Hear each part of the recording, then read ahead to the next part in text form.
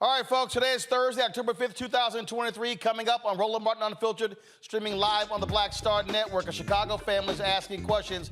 How did an assistant principal get gunned down in his own condo, and the shooter has not been arrested? We'll talk to his family right here on today's show. Atlanta's Fearless Fund has gotten a setback in their battle against conservative agitator Ed Bloom, who's trying to shut down black folks from being able to take advantage of economic opportunities in America. We'll talk to one of their leaders. Also, Southern University is doing its part to get black folks voting in Louisiana. Early voting ends on Saturday. We'll talk about that. Also, Alabama's black congressional district, the second one finally approved by the special master. We'll show you what that looks like. Also, they have arrested this person in connection with the shooting at Morgan State. We'll give you those details. Also, folks, we have been working with McDonald's on their Inspiration Celebration Gospel Tour. We'll kick things off with gospel artist Tim Bowman right here on the Black Star Network. It's time to bring the funk. Let's go. He's got it. Whatever the miss, he's on it. Whatever it is, he's got the scoop, the fact, the fine. And when it breaks, he's right on time and it's rolling. Best believe he's knowing. Putting it down from sports to news to politics. With entertainment just for kicks, he's rolling. It's on go, roll, y'all. It's rolling Martin, rolling with rolling now. He's funk, he's fresh, he's real, the best, you know he's rolling Martin now.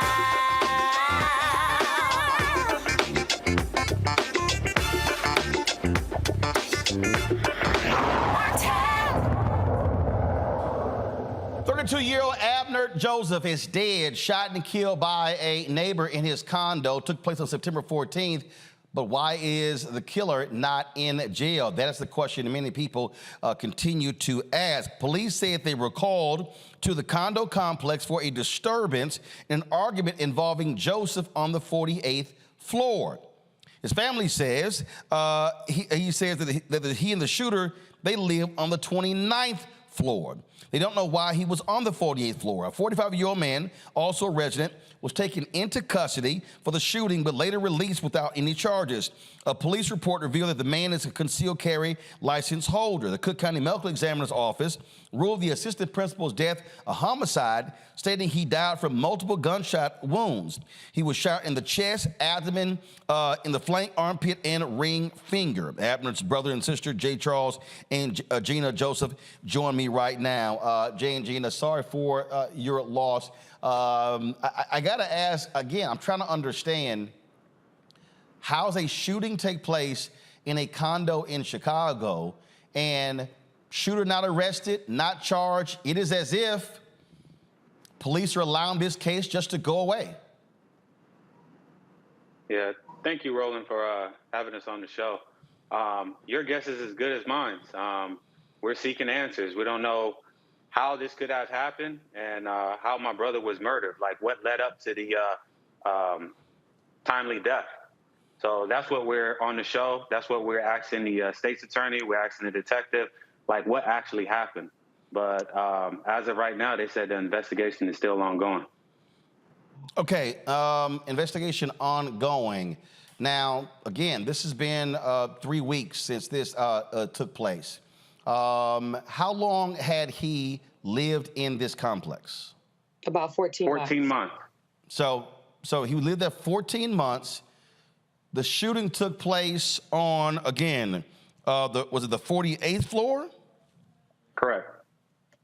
So in this building, so both of them lived on the 29th floor. Shooting took place on the 48th. What's on the 48th? Is it like an open area? Is it a gym? Is it a club? Is it a pool up there? To y'all understanding, what's up there? That's a great question. That's a great question. We don't know. Okay, Gina, I'll just start with you. Have y'all visited this complex before? No. Okay. Have y'all talked to building ownership, management? Are there videotapes tracking the floor as well? Is there anything showing what happened? To our knowledge, no. Meaning tapes don't exist, or you don't know if they've been turned over to police? Me personally, Again, I don't. Go ahead, Jay.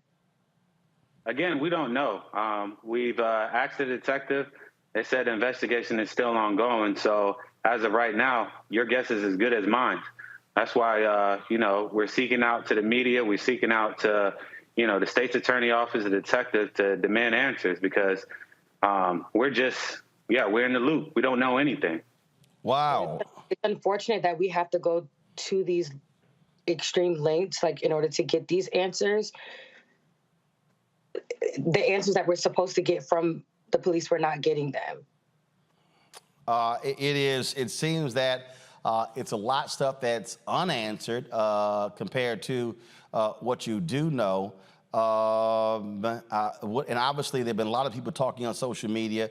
The school where he worked at, are they demanding answers as well? He's a member of Alpha Fraternity Incorporated. Are the Brothers of Alpha there? Are they also, have y'all been in connection with them for them to also be demanding answers from officials as well? They're here to support the family, and they have been here to support the family. So we've been working together on that. So we do have a Instagram page at Justice for Abnerd. So we've been in connection that way, like through the communities. Gotcha. Well, again, it is certainly strange in terms of these details and the lack of detail. So hopefully we will get more information soon, and y'all will get a better handle of what's happening in the case of your brother. Thank you. Thank you. All right. We certainly appreciate y'all coming on the show. Again, this is just very weird, folks. Again, for with this, and again, I remember seeing the story when it took place, and for this to be, again, 3 weeks later and again having no answers makes no sense. And again, the shooter, he not arrested, not taken into custody, not charged, and is still he's still free. All right, folks, got to go to a break. When we come back, more right here on Roland Martin Unfiltered. Lots to talk about, a lot of news to talk about today. If you're watching on YouTube, be sure to hit that button, folks. Hit that like button. Want to do that? Our goal is to get 2,000 likes every single show. Also, we want you to support us in what we do. Joining our Bring the Funk fan club. See your checking money orders. P.O. Box 57196, Washington, D.C. 20037-0196. Cash App is $RM Unfiltered. PayPal, R Martin Unfiltered. Venmo is RM Unfiltered. Zelle, Roland at RolandSMartin.com. Roland at RolandMartinUnfiltered.com. Be sure to support us in what we do as well. Download the Black Star Network app, Apple phone, Android phone, Apple TV, Android TV, Roku, Amazon Fire TV, Xbox One, Samsung Smart TV. Get a copy of my book, White Fear, How the Browning of America is Making White Folks Lose Their Minds, available at bookstores nationwide. Books A Million, Target. You can also download your copy, audio version on Audible. And of course, you can also, folks, now watch our 24-hour, 7-day-a-week streaming channel. We are live on Amazon News. So simply go to Amazon Fire, go to Amazon News. You can also tell Alexa, play news from the Black Star Network to catch the audio. We're also on Plex TV, so you can watch us there as well. In addition to, we have added 2 new platforms, 2 new fast channels. We're on Amazon Freevee. Check us out there. And you can see us on the live TV grid of Amazon Prime Video. And so you can check the Black Star Network out on all of those programs, on those platforms right there. We'll be right back. Hatred on the streets, a horrific scene, a white nationalist rally that descended into deadly violence. White people are losing their damn minds. As an angry pro-Trump mob storms the U.S. Capitol, we're about to see the rise of what I call white minority resistance. We have seen white folks in this country who simply cannot tolerate black folks voting. I think what we're seeing is the inevitable result of violent denial. This is part of American history. Every time that people of color have made progress, whether real or symbolic, there has been what Carol Anderson at Emory University calls white rage as a backlash. This is the rise of the Proud Boys and the Boogaloo Boys. America, there's going to be more of this. Here's all the Proud Boys, guys. This this country is getting increasingly racist in its behaviors and its attitudes because of the fear of white people. The fear that they're taking our jobs, they're taking our resources, they're taking our women. This is white fear.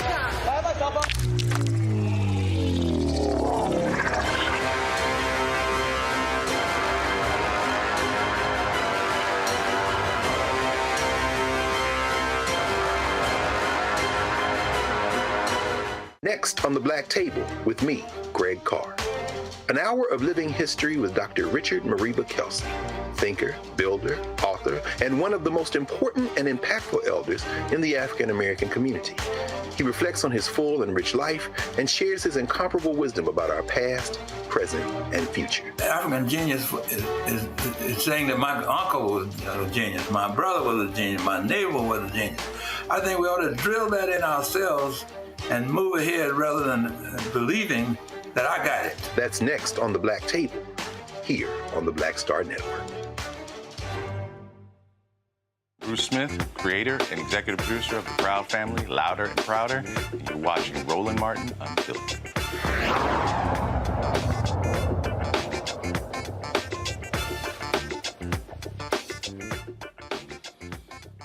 All right, folks, welcome back to Roland Martin Unfiltered on the Black Star Network.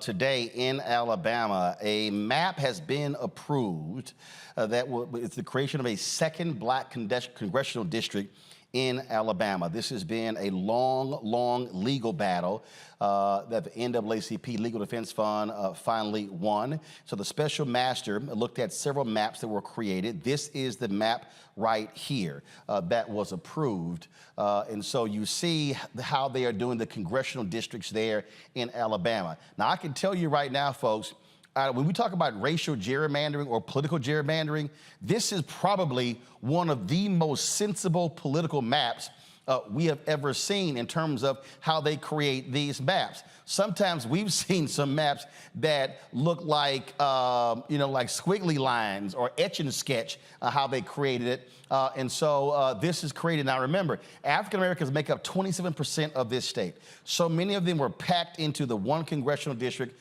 of Congresswoman Terry Sewell. The courts ruled that African Americans were not being treated fairly. And so what this is now going to do, so you look at the number of districts here, you can just count them, 1, 2, 3, 4, 5, 6, 7. So there are 7 congressional seats in Alabama, 6 of them Republican, 1 Democrat. That 1 Democrat is Congresswoman Terry Sewell. So you now are going to get a second black district and the creation of an opportunity district where black voters could play a huge role in the election there. So you could potentially have 4 Republicans, 3 Democrats in the Alabama congressional district that has a direct impact on who controls the United States House. Let's bring in my panel right now. Today's panel, of course, we have Dr. Greg Carr, Department of African American Studies at Howard University. Always glad to have Dr. Carr. Lauren Victoria Burke, Black Press USA out of Arlington. Nicole Porter, Senior Director of Advocacy for the Sentencing Project out of D.C. Glad to have all 3 of you here. Greg, I want to start with you. Again, we talk about political power. Well, folks have to understand this goes beyond just saying, oh, well, it'll be another black member of Congress. We're talking about, again, that person who's in Congress bringing resources back, the people in that district being able to reach their member of Congress for advocacy for any number of issues. This is about power. It's about resources. And so if you go from 6 Republicans to 1 Democrat, you now go from 5 to 2, 4 to 3. That has implications in the state. It has implications in the region and across the country. Yeah, absolutely. And as you've been covering in detail for quite some time now, Roland, this Alabama case, I think there are a couple of things at play in the overarching scheme of the legitimacy of the federal bench, particularly the Supreme Court. What we see is that the ploy to get Brett Kavanaugh back involved in this by the Alabama legislature seems to have failed. And the legitimacy of the court, which should be a concern of this Supreme Court, is something that seems they're walking back a little bit, or at least being a little bit more hesitant. That's one thing. And in terms of political power, sure, absolutely. We see with the razor-thin majority of the Republicans in the federal legislature, this could have huge impact. You've been saying this over and over again. In Louisiana, we know the South Carolina case is going to come before the courts, North Carolina. This is a situation where the Republicans are arguing that these are political gerrymanderies, and the Supreme Court has kind of conceded the field to these white nationalists and said if it's political, we can't do anything about it. But they're so obviously racial that if this trend continues, it could make it very difficult if folks just vote in the same percentages they've been voting before. This coming election cycle, it could be difficult for the Republicans to hold the House. And so this is a major decision today for the court to pick that third map and say, no, these two districts have to look this way. You know, Cole, I remember talking to Reverend Dr. William Barber. We were talking about North Carolina and when they were battling various groups there. And when they sued for racial gerrymandering. The courts agreed. Other groups sued North Carolina for political gerrymandering. And Reverend Barber kept saying, guys, the path to victory is to look at racial gerrymandering. Well, these white progressives, their whole deal was like, well, but if we go big with political gerrymandering, and to Greg's point, what ended up happening? The U.S. Supreme Court said, hey, we don't deal with political issues. That goes up to the states. Well, if you got a Republican Supreme Court, we see what happens there. And so here's a perfect example of people talking about the South will rise again. This is where all of those black people who live in the South, who've been moving back in the South, how we can literally change the politics of the South if we're using the law, suing successfully, but also voting in significant numbers. These don't have to be hard red states. It's true. You know, the states like Alabama, Louisiana, Texas, the demographics don't map on to the political power within the state. So the decision today was the right one.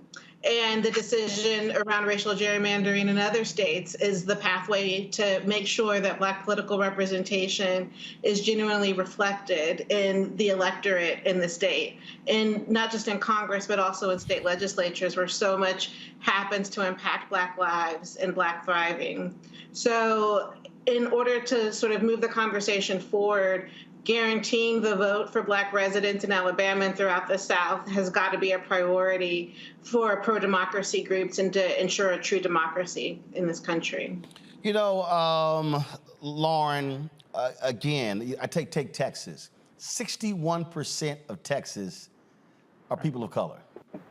Yet 61% of the people who vote in elections are white. And, we beat this drum constantly. We look at Louisiana, 900,000 eligible, 900,000 Black people in that state who should be voting. You look at the voting numbers, they range anywhere from 20 to 32, 35%. And so when I hear people sit here and say, man, this voting stuff don't make no difference. Yes, you're absolutely correct. Voting doesn't make a difference when you're sitting on your ass and not doing it. Yeah, and well, obviously voter disenfranchisement has been a major strategy throughout history in the South to prevent Black people from voting. I'm sure in Alabama it's no different, certainly in Florida and Louisiana, Mississippi, that is effectively the policy. Funny thing, in Virginia, it was found out yesterday that a bunch of folks are missing from the voting rolls because the Republicans have figured out some way to also add parole violations as some sort of way to disenfranchise people. So that's being sorted out. But at any rate, in Alabama, what it looks like it will mean is probably two or three African-American representatives from Alabama, which, of course, will extend the power of the Congressional Black Caucus, which is now at 59 with the swearing in of LaFonza Butler this week, and will be at 60 because there was a member who resigned, David Cicilline, in Rhode Island, and there is almost certainly going to be a Black member of Congress coming out of Rhode Island. So anyway, the Black Caucus is going to be somewhere near 63 or 64 or 65, possibly, certainly the biggest in history. and certainly the biggest caucus in Congress with this thing today in Alabama, which, of course, should have already been reflected. Alabama is sort of like Maryland, a little bit like Virginia. Virginia might pick up another black member of Congress as well, third next year, but we'll see. So it is very interesting with the margin in the U.S. House. It's a very slim margin of about 10 seats. There's 2 vacancies. You can see the crazy show going on in the U.S. House as run by the House Republicans. All of these things that happen are huge when it comes to 2 or 3 seats, because, of course, the entire control of the U.S. House can be decided by 2 or 3 seats. So, you know, when Speaker Pelosi was there, she had a 4-seat margin and still was able to get certain things passed. So we'll see. We'll see what happens with this. This is definitely going to mean, obviously, a pickup for the Democrats. See, the thing from right here, Greg, that is so ridiculously frustrating to me is when you deal with Simple Simons who know nothing about chess. As I was driving in, I was talking with a sister, and she was telling me that, I was having a conversation, and these are some folks who are some folks from Caribbean folks and some folks from other places, and they're like, yeah, you know, Roland Martin, he boule, he bougie. And like he's sitting here, he be talking about the Democrats, and I said, here's what they don't understand. Anybody who watches this show and thinks that I am caping for Democrats are stupid, because I'm caping for black people. Now, what the people out there who are talking about, I might vote for Trump or I'm not gonna vote, the reason they are some Simple Simon idiots is because when I say that I'm caping for black people, I am using my brain. I'm sitting here going, okay, let me look at who is available. And so over here, I have individuals who are Democrats. Over here, I have individuals who are Republicans. So if I, Roland Martin, if I care about voting rights, I'm gonna say which of these 2 individuals running more than likely supports expanding voting rights. I don't have to flip a coin to know it's 99.8% going to be the Democratic candidate. If I say, you know what, I want to see federal judges who support civil rights, who care about environmental rights, who care about workers' rights, and who cares about the environment, and who likely is going to support class action lawsuits, who likely is going to look at the evidence when black men have been convicted unfairly. So now I'm going, which one of these candidates will lines up with those issues? 99.8% is probably going to be, no, in this case, that's going to be 99.99%. It's going to be the Democratic candidate. So now that's 2 for the Democratic candidate and 0 for the Republican candidate. And then I'm sitting here going, okay, if I'm looking at these issues here, and I actually care about the education of our children, who likely is going to support, adding more funding for those particular issues, as opposed to trying to send that money to suburban white parents? It's probably going to be, about 89 to 91% the D and about 9% the Republican. And then if I start asking the question about black maternal health care, I begin to ask the question about black paternal health care, I begin to ask those very questions. So now all of a sudden, I'm 4 and 5 issues in, and ain't 1 point put on the board for the Republican candidate. So now again, these are no candidates by name, not personality, not anybody, not anything else. I'm judging on issues. And so now, if all of a sudden I got 225 of them in the House, and I've got, let's say 52, 54 in the Senate, and I got somebody like that who's in the White House, it's a good bet that the stuff that I care about as a black person is going to be acted upon because I'm voting that way. And Who am I likely to get my phone call return and meet with if I am bringing black people to the U.S. Capitol? That's what the simple Simons don't understand when you have to make political calculations for the benefit of your community. Absolutely. At the local level, and certainly where people live and where they want policy enacted. It reminds me of something I remember last year having a conversation, and someone was having a conversation on National Public Radio, and they said that, you know, my mother is an immigrant, and she often echoes the talking points of the white nationalist, even though she herself is not white. She says, but when it's time to deal with constituent services, she always goes to her Democratic congressperson and city council person. So it's like when you start talking about constituent services and you start talking about benefits, I mean, clearly we know which party is for, or at least more for, the poor, the working class, the laboring classes, so to speak. I was in New York yesterday at the New York African Burial Ground. It was the 20th anniversary of their of the reinterment of our ancestors there. And several speakers, Reverend Herbert Daughtry, 92 years old now in New York, spoke about the influence of Congressman Gus Savage out of Chicago in forcing the GSA, the Government Services Administration, to stop construction on the site that is now the New York African Burial Ground National Park Service site. Now, I remember that. Gus Savage is from Chicago, but because of his position as in oversight in the committee of the GSA, he was able to wield outsized influence to have an impact in New York. Why am I saying that? When you look at Alabama, and you look at this new district, which isn't quite 50% black, I think it's 48.7% black, it may very well be that the kind of representative that folk in that district want might not get elected if you don't go out and vote. And if you don't flip that legislature, then you can worry about everything from attacks on the safety net, like Social Security, your health care. All of those things will come. And it's not going to just impact you locally. It's going to impact people who look like you, friends, relatives, other people you have class interests with nationwide. Finally, now, there's this kind of thinking among those who might consider themselves very politically astute, but more on the kind of radical left, that would say the whole system has to implode, and there's not much of a difference between the Democrats and Republicans. I embrace that thinking philosophically. However, it's always interesting to me that even people who say that are still looking for local services when they go and try to get their Social Security or worried about health care or elder care for elder.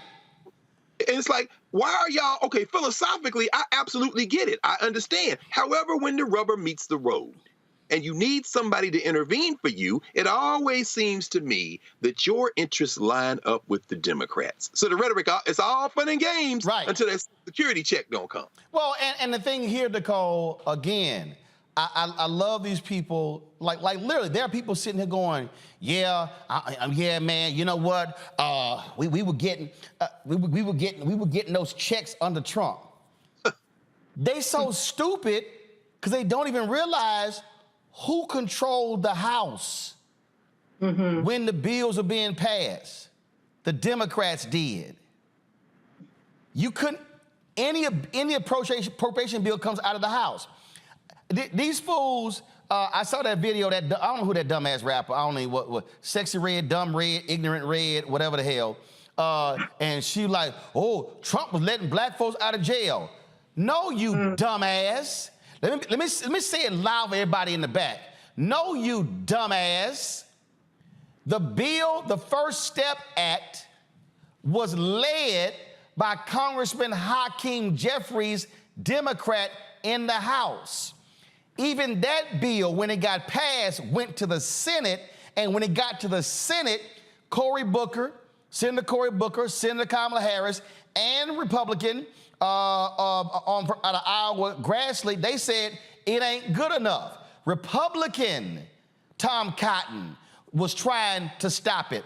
Former Senator and Attorney General, that crazy fool Jeff Sessions, was trying to stop it, but it got improved. Then it got passed and signed by Trump. So any fool giving Trump credit for checks, and then fools, guess what? You ain't getting no damn stimulus checks anymore. That was during COVID. These fools trying to cut benefits. And so I'm listening to these fools who don't even understand they were House Republicans, literally tried to cut 80% of the money for women and children on nutrition.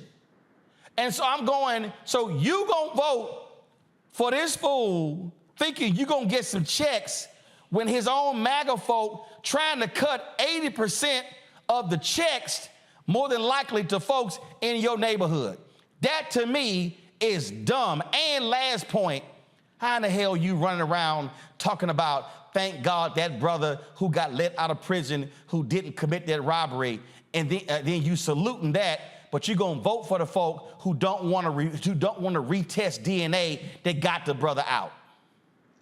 Listen, during the Trump administration, the fact that the First Step Act passed was good, and there were also people who got out on clemency. But there are a lot of also people who got disappeared into prison during his administration too. And the reality is that the First Step Act didn't go far enough. There are people today who are still locked up who could be released tomorrow if the will was there. So what Rep. Jeffries did and Senator Booker did in their leadership, and they've been champions of criminal justice reform in a variety of ways, as has the Black Caucus. But there's so much work to do. And, Trump did his thing with the goal of currying favor with the Black community, with certain folks that he could bring into his fold and who could stand behind him and cape for him during his administration. The reality is that wasn't everybody. That didn't lift up the majority of people who needed to be helped. And anyone who was paying attention should have been following closely the real dynamics of the First Act and the First Step Act and the impact on Black folks in the federal prison system, and then how that impacted folks within the states and at the local level. There were initial steps taken, but there's also a lot more work needed to be done given the nearly 2 million people who are locked up today, disproportionately Black, and how that's impacted in southern states, which have the highest rates of incarceration in the country. So we need to keep pushing.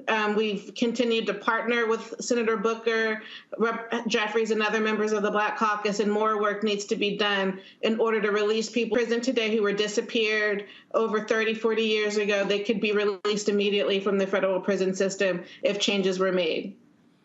The thing here that I always say, Lauren, is I don't want to hear your whining after the fact. I don't want to hear any of your whining after the fact. I don't want to hear you running your mouth. I don't want to hear none of that because this is part of the deal. If you look at, we're going to talk to the Fearless Fund next. Guess what? If you sat on your ass in 2016, then guess what? That's how Trump got to appoint 3 Supreme Court justices. So if you mad with their decision on affirmative action, which then Ed Bloom led, and then they were emboldened with that decision to go after the Fearless Fund, well, guess what? How did that happen? Because he was able to get in and appoint 3 Supreme Court justices. Yeah, it also happened, too, because of a great deal of misinfo and disinfo that was flooding the field in 2016. Yes. A great deal of lying to the electorate, third-party candidates, which looking like we're going to have that issue again on this cycle. People running independent, et cetera, and so on is really not helpful. I'm not sure there's a whole big piece of evidence out there that people, because some rapper is on Twitter, that people are going to be voting for Donald Trump. I mean, no. It has nothing to do with her. I'm telling you right now. I spend enough time traveling this country. I hear what they are saying, but the sentiment being expressed, the lies that she actually spoke about, other people repeat, and so therefore what she said, I've literally heard non-rappers say, and I'm like, what the hell are you talking about? But they literally are buying a falsehood and are saying, oh yeah, I'm gonna vote for Trump because of this, but I'm like, but you're gonna ignore the other 180,000 issues? Come on now. Well, we have an election in 33 days in the Commonwealth of Virginia. Let's see if evidence is out that some of this messaging is impacting that. Yep. With 120 seats open in the state legislature, I just tend to doubt it. But with regard to Donald Trump, obviously they will have to lean heavily on misinfo and disinfo to get any sizable piece of the black electorate to support them. They did try with another rapper, if you remember, back in 2022, and of course nobody fell for that because it was ridiculous. I don't want us to make the mistake. You're focusing on the rapper. I'm not focusing on the rapper. I'm focusing on the sentiment expressed by the rapper, and I'm saying there are a significant number of people who are either saying, well, yeah, Biden ain't done nothing, he's trash, I'm gonna vote for Trump, or I'm going to sit it out. What I'm saying is we have to also make the point, sitting it out ain't a smart option if you care about these issues. And so that's the thing so it's two things. What are issues you care about? Here's the factual information so you're not walking around sounding stupid. Well, we're a community that rightfully does ask for a lot after 400 years of craziness, right? And I think that what has happened is there's a high level of apathy. I think we have every right to be apathetic and ask what the deliverables will be on a constant basis. I do think that, generally speaking, Joe Biden has done a great job. He has delivered a few things and really pointed to the fence, particularly with his pick for the Supreme Court. Really pointed to the fence and told everybody he was going to do it, and he did it. He put a black woman on the Supreme Court.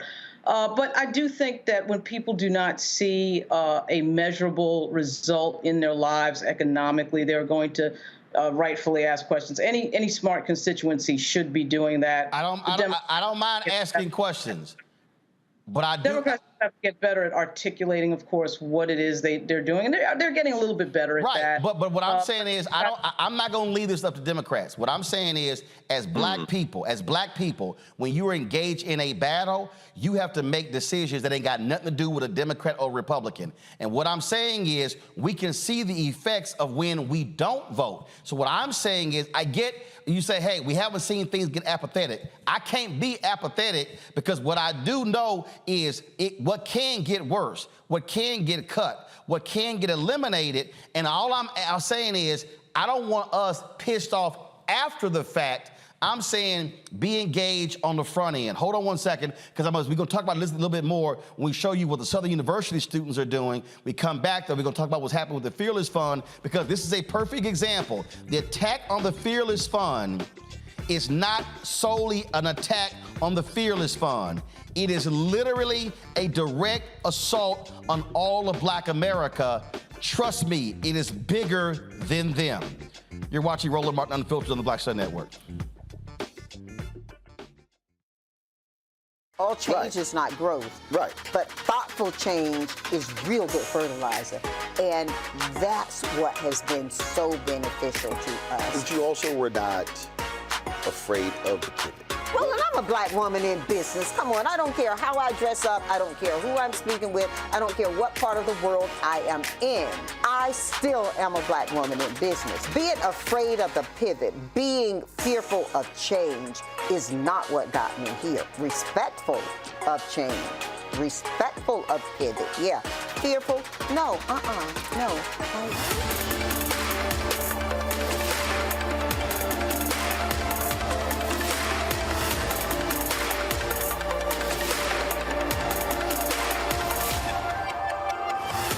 On the next A Balanced Life with me, Dr. Jackie, 2 facts that you need to be aware of.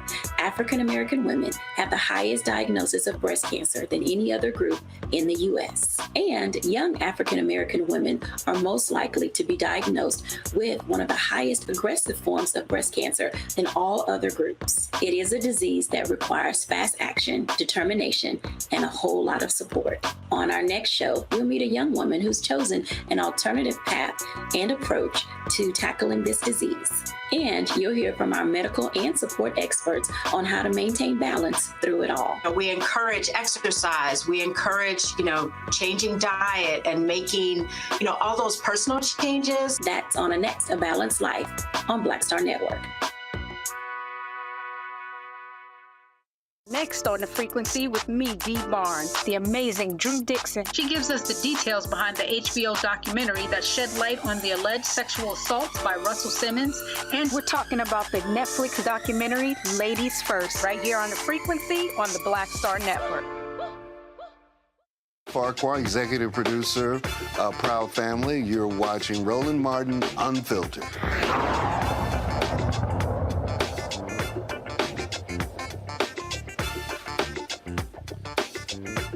The Atlanta-based Fearless Fund continues their battle against forces who want to shut them down.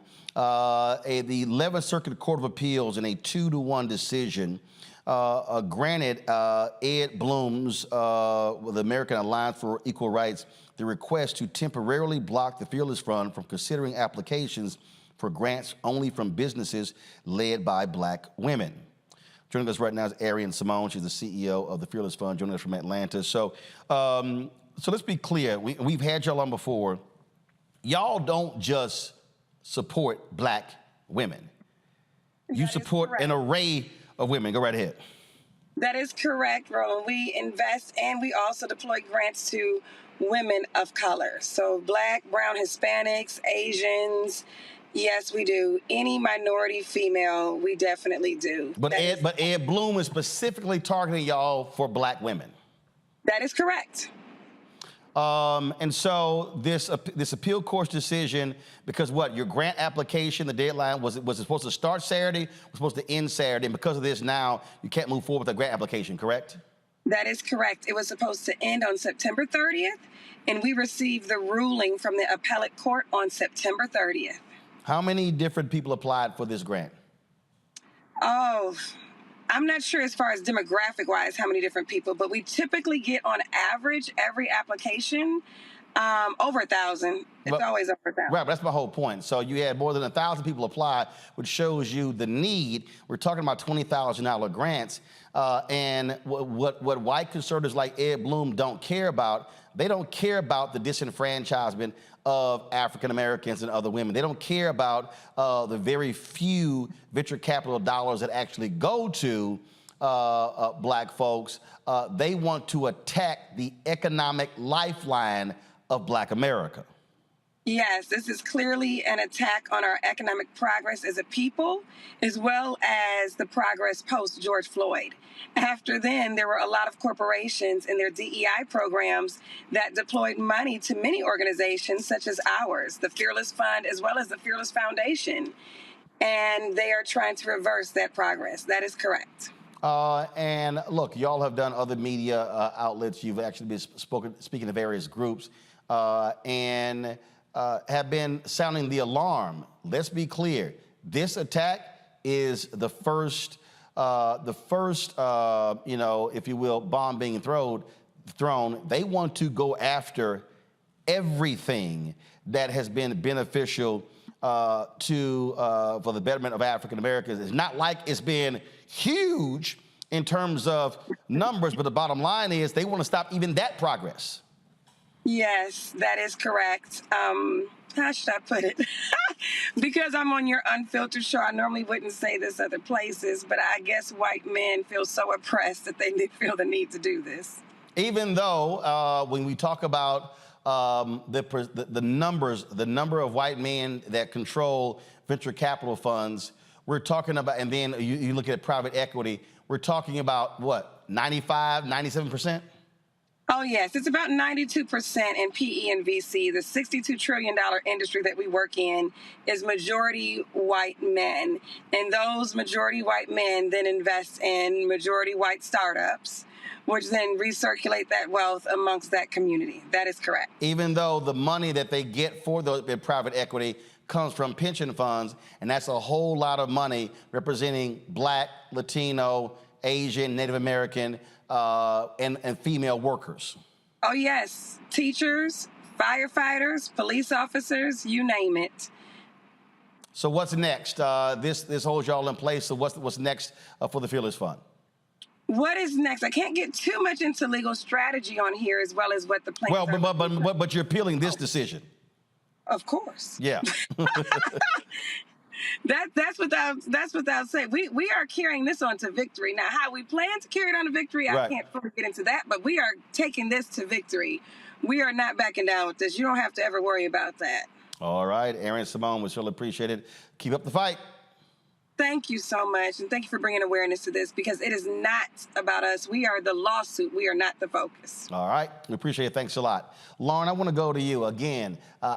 We spend time on this show sounding the alarm, and we talk about this election. I remember talking about just imploring our people. They're coming after school boards. This is what's going to happen when they come after school boards. They're going to be getting rid of black teachers and black superintendents and changing the curriculum. And then what happened? A lot of people fell asleep. Moms for Liberty, they sat here and ran people. And Steve Bannon was saying, we're coming after the school boards. We're coming after the election boards. We're coming after all of that so we can control it. Folks are like, yeah, we'll see. It's sort of like all these women who were sitting there going, well, you know, I know what they were saying about Roe v. Wade, but I never believed it. What are you talking about? They were telling you we're coming after it. So when somebody is telling you they're coming after it, believe them. Yeah, well, it does seem like that the entirety of the Republican Party's ideology in this era has been about who they can stop from doing something and who they can control from doing something. And it's funny when you ask members of Congress, particularly again in this moment of dysfunction with the Republican Party in the U.S. House, you know, these Republicans, like, what are you here for? What are you here for? They're always complaining about the swamp and being in D.C. and not wanting to be in D.C. I remember when Tim Scott first got into the House, that's all he would talk about.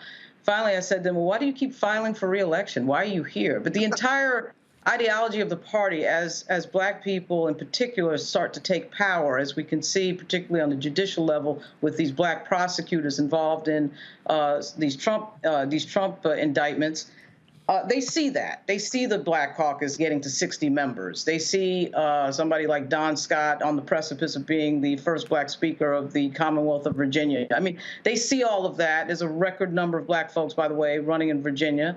I think that, frankly, to go back to something that Dr. Carr said on the show, they'd rather blow the whole thing up than to see us in charge of anything. I mean, it's sort of like they're not looking to work together or looking for some agreement on issues.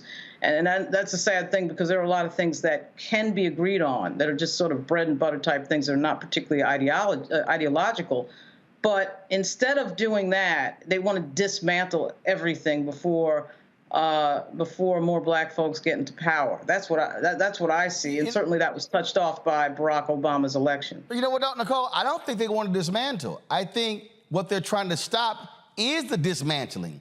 I think what you're looking at here, and again, when you see the attack on affirmative action, and then when you see the attack on economics, they are going after all of the programs that have been created in law firms, in corporate America, in the fellowships, in the scholarships.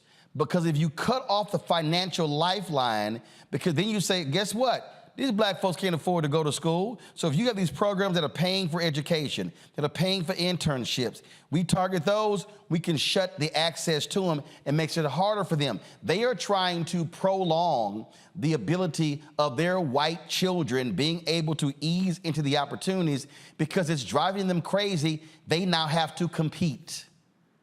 Yeah, I mean, it's all in protection, all in service to the white status quo. And it's really trying to attack and undo any remedies in a post-civil rights America really triggered by Obama's election. You know, one of the most ridiculous examples of this is what's happening after marijuana reform in a handful of states. Not just decriminalizing marijuana possession, but actually creating a regulatory system for legalized marijuana and allowing people to have licenses so they can sell it legally. There's all these restrictions on who can obtain those licenses, which disproportionately impact Black residents who want to get into the legal weed market.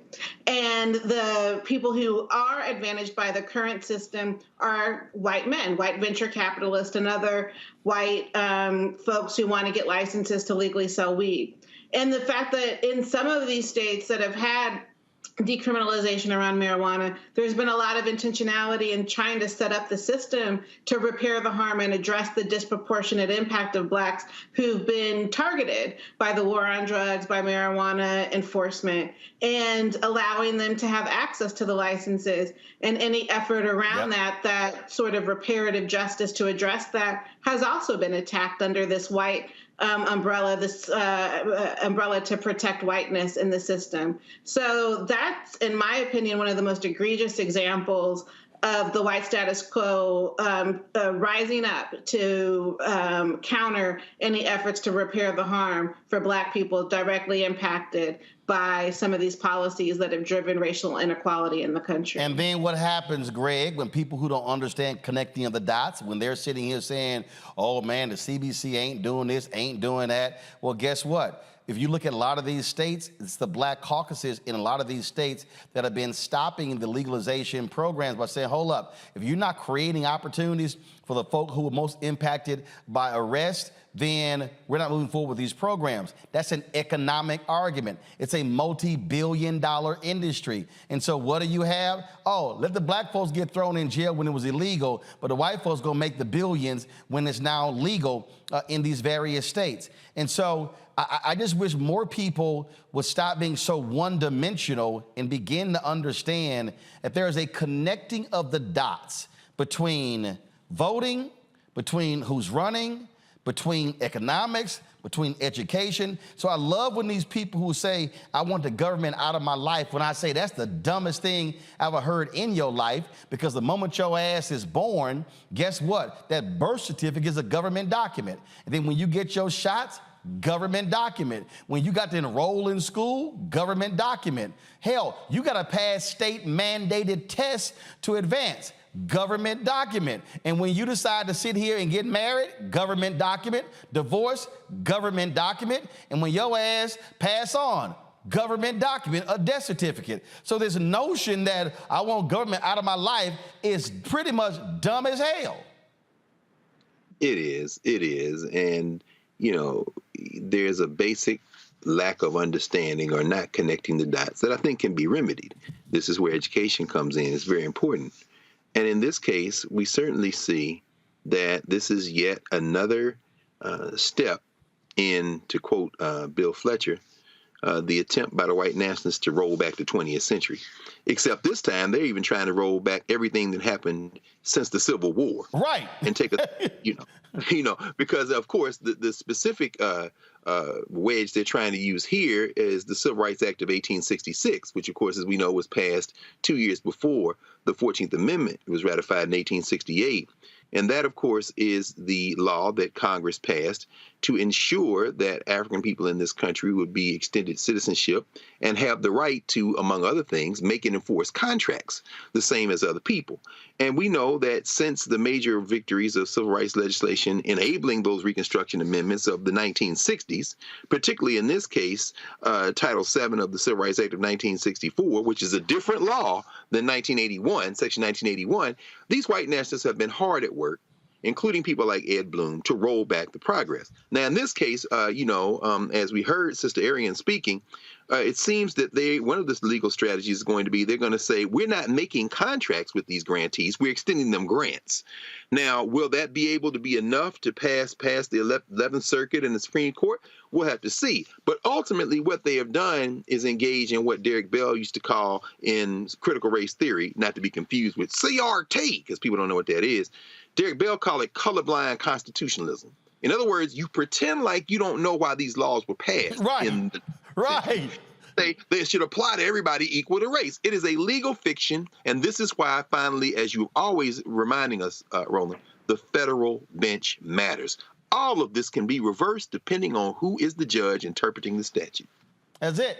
Absolutely. They're trying to literally use laws that were passed to help us against us. That's right. That's what they're trying to do. Just like how John Roberts was so damn stupid trying to say, we can get rid of the Voting Rights Act, Section 4, because things have gone so well for Black people who are voting. Fool, the reason it been going so well is because of the very act. And what happened when they then ruled Section 4 unconstitutional? The white nationalists begin to pass the very laws to roll back that very success. That's why it was there. They were afraid to do those things because the law prevented them from doing so. And so to everybody who's watching, understand, and I'm telling y'all right now, if you are Black and you working in corporate America and you working in mainstream media, if you working in any company out there where they have created programs to increase the availability of African Americans and others in those spaces, they're coming after you. And they're not apologizing. So you might want to buckle up and get ready for the fight. You're watching Roland Martin Unfiltered right here on the Black Star Network.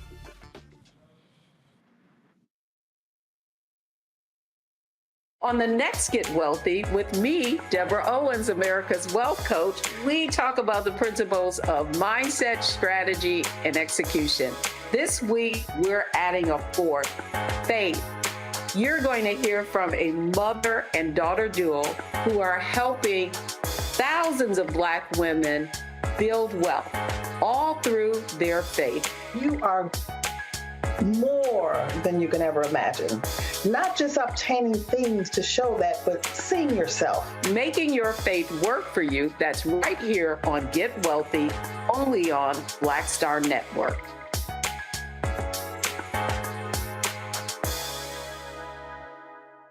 When you talk about blackness and what happens in Black culture, you're about covering these things that matter to us, speaking to our issues and concerns. This is a genuine people-powered movement. There's a lot of stuff that we're not getting. You get it, and you spread the word. We wish to plead our own cause.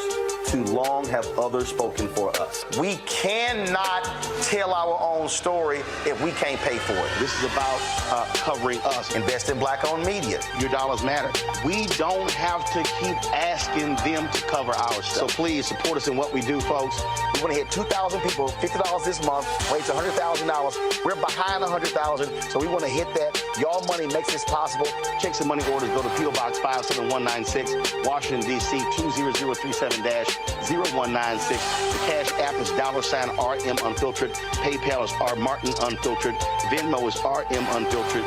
Zelle is Roland at RolandSMartin.com.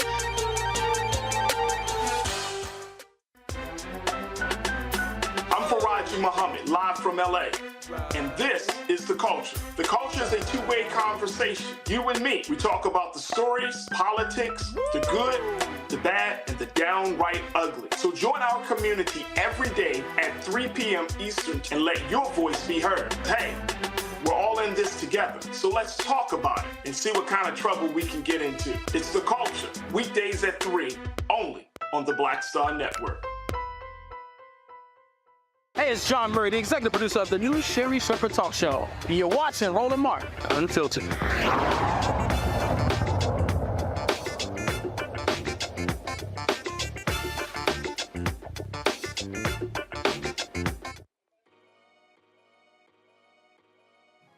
All right, folks, Curl Prep Natural Hair Solutions is an amazing organic two-step curl defining system for women, men, and children. Look at this video, you can judge for yourself. People line up to see this product in action at hair shows. When they take a seat to try it, they don't believe it is their hair. You can buy the products at curlprep.com. It works on all hair types.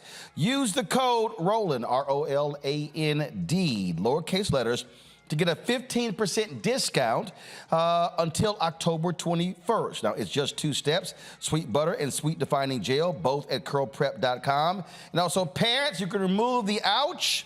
You will love this system because you can comb the product through your child's hair with your fingers. Seasoned Saints are loving the product as well, and the line has products that are great for twists, braids, locks, weaves, even those wigs and extensions. It's all at curlprep.com.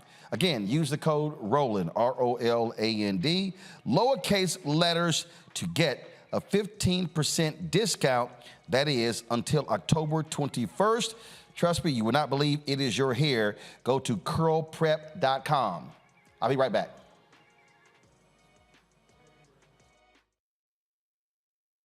On the next A Balanced Life with me, Dr. Jackie, 2 facts that you need to be aware of.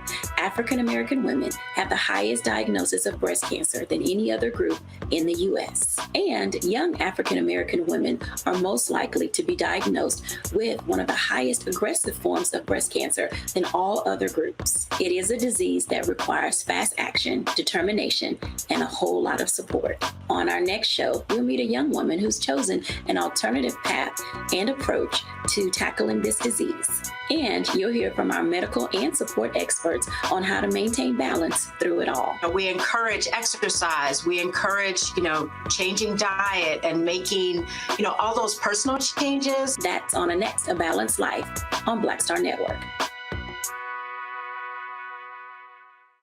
Hello, I'm Jamia Pugh. I am from Coatesville, Pennsylvania, just an hour right outside of Philadelphia. My name is Jasmine Pugh. I'm also from Coatesville, Pennsylvania. You are watching Roland Martin Unfiltered. Stay right here.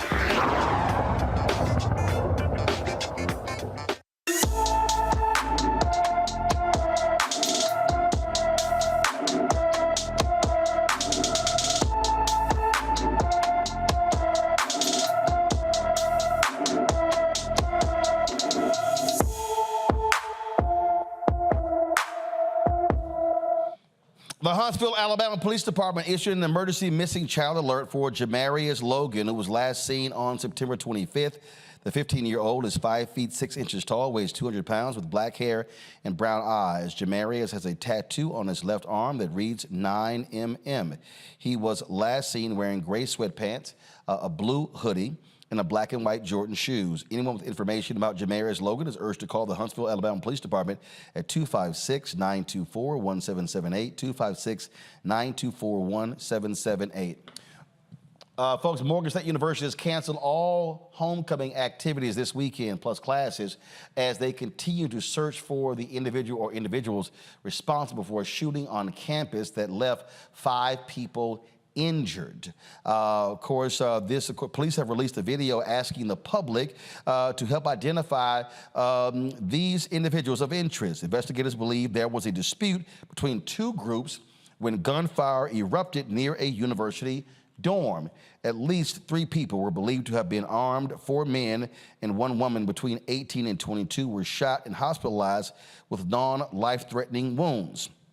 Classes are going to resume on Monday. Now, Bowie State, they are having their homecoming as well, and so what they have done is they have increased security on their campus as a result of the shooting at Morgan State. Bowie State's police chief released a statement saying, "Our hearts go out to the Morgan State University community. We understand that law enforcement is ongoing. There's going to be an event probably every day where we have to adjust and to change. They're going to be deploying armed and unarmed officers on campus. Security teams at Bowie State also will be out on bikes and have walking beats, as well as have metal detectors and security wands at homecoming events. They also going to be upgrading their security cameras, and more lights are going to be installed in dark areas around campus." This right here clearly is the reality that our universities are going to have to deal with, Nicole. And look, this is not somehow unique to HBCUs. We've seen these shootings take place on other campuses. This is also the fact of life when you have a lot of these places where they have concealed carry and you don't even have to have permits, you don't have to go to classes anymore. There's been such an expansion of guns in this country that you just simply literally assume guns are around you everywhere you go, including restaurants. I mean, that's it. That's the problem. The fact that so many people have guns and the access to guns. You know, my line sister's son is a student at Morgan State, and I went to school in Baltimore right down the street from Morgan State. It's just outrageous that the violence has come to campus and that so many are impacted by it. I mean, kids should feel safe at the very least at school. And it is because there are too many guns accessible in this country. And so we have to deal with that. We have to restrict and limit the use of guns. We have to figure out how to create efforts to reduce gun violence at all levels, including on college campuses. But like you say, people could be anywhere at this point and know that in reality they are at risk of potentially coming in contact or experiencing gun violence themselves. It's an outrageous state that we're in right now. It's horrible what happened at Morgan State. It's horrible that Morgan State's canceled its homecoming celebration and that this is impacting other campuses that are increasing security to protect the students on their campuses as well. Greg, you teach at Howard University. Congratulations on 23 years there. These used to be safe havens, but the bottom line is they're no longer safe havens. No, and thank you, Roland. But I have to agree with Nicole. I mean, and what you said, this is symptomatic of a much larger problem. We all saw what happened at the University of North Carolina shortly after school started this year, which included the death of a faculty member, Zinzi Han, who was killed actually in his lab, and the shelters in place there. How do you protect against something like this? You know, at the onset of COVID, it was the bomb threats at HBCUs. And quite frankly, many of our HBCUs, of course, are in big cities. And, you know, the Republicans will say these are Democrat-controlled cities. Nah, Chief Rocker.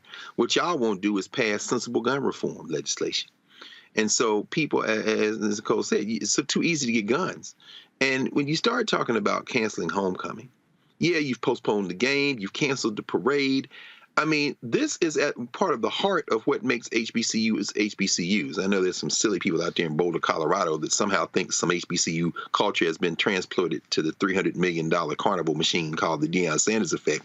That is not true, which leads me to the final point. Ohio State or University of Southern California or places like that. You know, yes, they're under threat too, but let's be very clear. There's something very, very personal when you start talking about waging violence in HBCU communities, because that strikes not only at the heart of the campus, but the heart of our communities. Children line up for homecoming parades at Florida A&M and Tennessee State and Texas Southern and Paul Quinn and wherever you want to name. So when you cancel homecoming, you've done more than just shuttle some events. You've touched the living, beating heart of what these institutions mean to our larger communities. So this is something that is it's a tragic day for us. Lauren? Yeah, I mean, you know, at some point we have to figure out that if we don't fix things on the front end and invest in young people, invest in kids in a different way, we're going to just be dealing with these problems generation after generation. Obviously, our society has too many guns, and we are funding, you know, our police departments adequately and all that. Maryland has some very tough gun laws, as does Washington, D.C. In the DMV, the place that doesn't have particularly strict gun laws is actually Virginia, but Maryland does. And now you're starting to see the cancellation of high school games because of gun threats. Obviously, we've seen, you know, we see the usual spate of mass shootings in this country, one or every 2 weeks. We saw today in Washington, D.C., Mayor Muriel Bowser announced yet another new initiative. You know, she has been there for 8 years. She's doing the same policy. She's dealing with the same problems year after year. And without that investment on the front end on your young people, you're going to get this on the back end. By the time you get to the back end, it's too late. You're spending too much money on criminal activity. We had a member of Congress that was carjacked on Monday in Washington, D.C. and Southwest. That it'll just go on and go on until people get smart. And if we can do $20 billion to Ukraine every 2 weeks, then we can sort of help figure out how to fund something that keeps our young people occupied. Certainly, Marion Barry had a particularly good idea with his job initiative for young people in Washington, D.C. But for Maryland has some very strict gun laws. So to what Greg said, yes, we're just sort of drifting into this thing of being a society that is sort of a permanent security state. Everything is about security all the time, and there's no getting around it, particularly when you have an open campus that anybody can walk on. I'm not sure how you fix that problem. You can't fix it on the back end. You have to fix it on the front end. Absolutely. Folks, we've been talking about power of voting. You've got early voting ending in Louisiana on Saturday. You also have elections, as Lauren alluded to. All of these seats in Virginia are up for re-election there in the House in November. Also, critical election in Kentucky, where you have a Democratic governor trying to get re-elected. Daniel Cameron, the black Republican who did nothing in the Breonna Taylor case, is running against him. Reverend Barber and the Poor People's Campaign, Repairs of the Breach, they are in Kentucky, rallying the vote, focusing on poor and low-income voters. Until Freedom, they have actually opened an office there as well. They made it clear their goal is to stop Daniel Cameron. We are live streaming that Poor People's Campaign rally as this show goes on right now. So let's go live to Kentucky where the Reverend Dr. William J. Barber is speaking. And we've got people viewing from all over the country. We are live streaming in all 50 states and around the world. So say hello to everybody out there. Say hello, everybody. Hello, hello.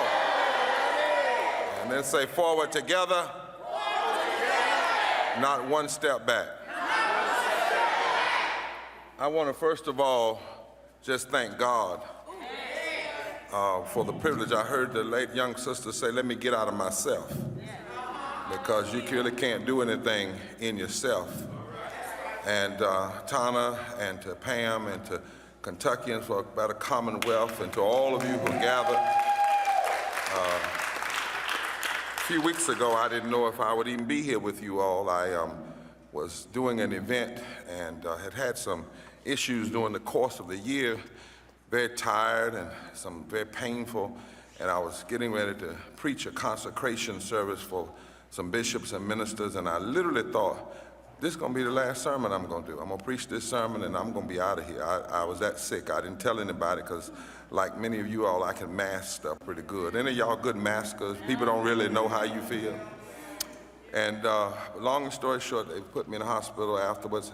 I don't remember the sermon, and tested me for 7 kinds of cancer, and but found out in the middle of it that I actually had something called gallstones. And you know, I wouldn't wish gallstones on my enemy. And I had a very severe case. One of them was the size of a golf ball. That we didn't know that though until we did the surgery, had some complications because of that. What was supposed to be 45 minutes turned into a 2 hours and 45 minutes. And they had to lower my breathing from to once every 15 seconds, 4 times a minute, in order to calm my body down. And but you know what? God is good. mighty good. And we are here. I feel 110% better. I'm glad to be here. I'm here by the grace of God, but because God will supply all your need according to God's riches in glory.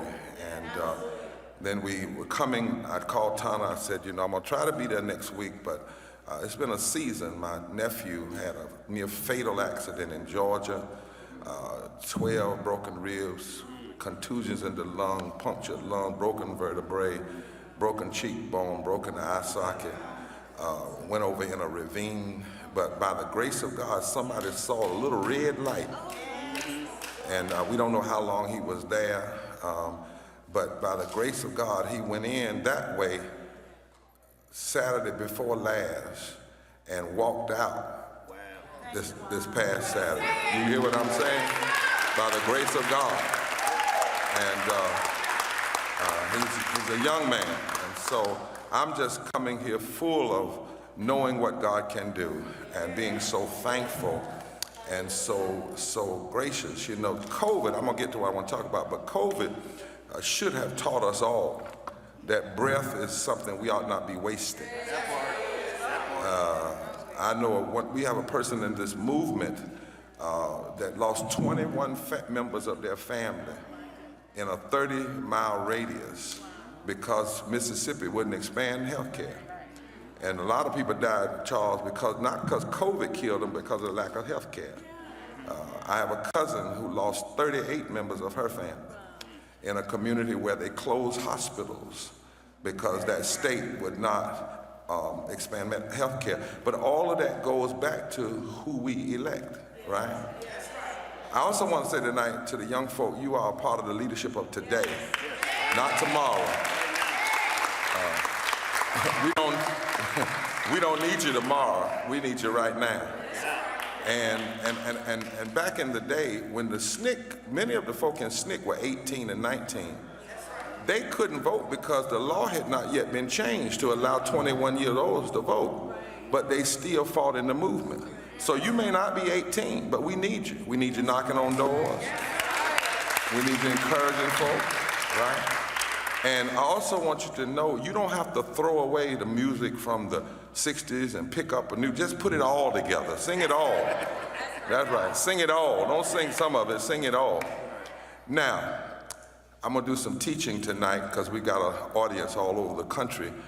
The first thing I wanna teach tonight is that actually right now in this room, we are not modeling what winning looks like. Don't get mad with me. See, you look at the room We got rows of all black folk and rows of all white folk. That ain't gonna get it. The only way you're gonna win is through moral fusion. So I'm gonna ask the room to shift. I want folk to stand up, I want the organist to play a little bit, and I want you to find somebody. Be COVID safe. If you feel like wearing your mask, go find somebody you don't know and shift this room and sit beside them so it looks black, white, Latino, Asian, gay, straight, young. Come away to my organist. Don't tell me he left on me. I need my organist. If he's not here, I'll make it myself.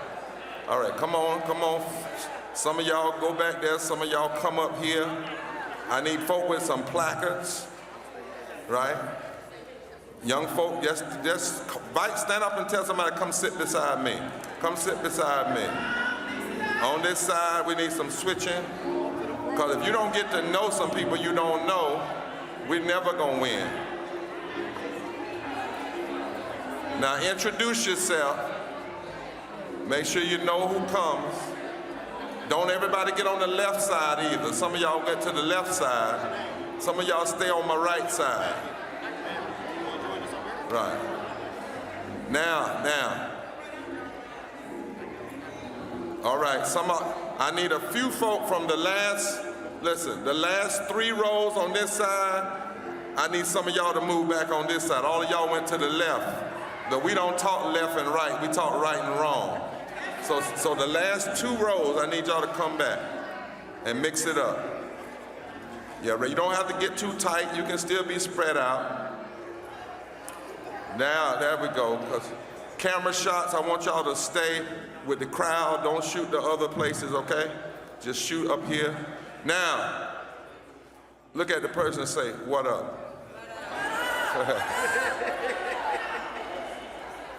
Now, all right. I want to suggest tonight that if we ever needed to vote, we sure do need to vote now.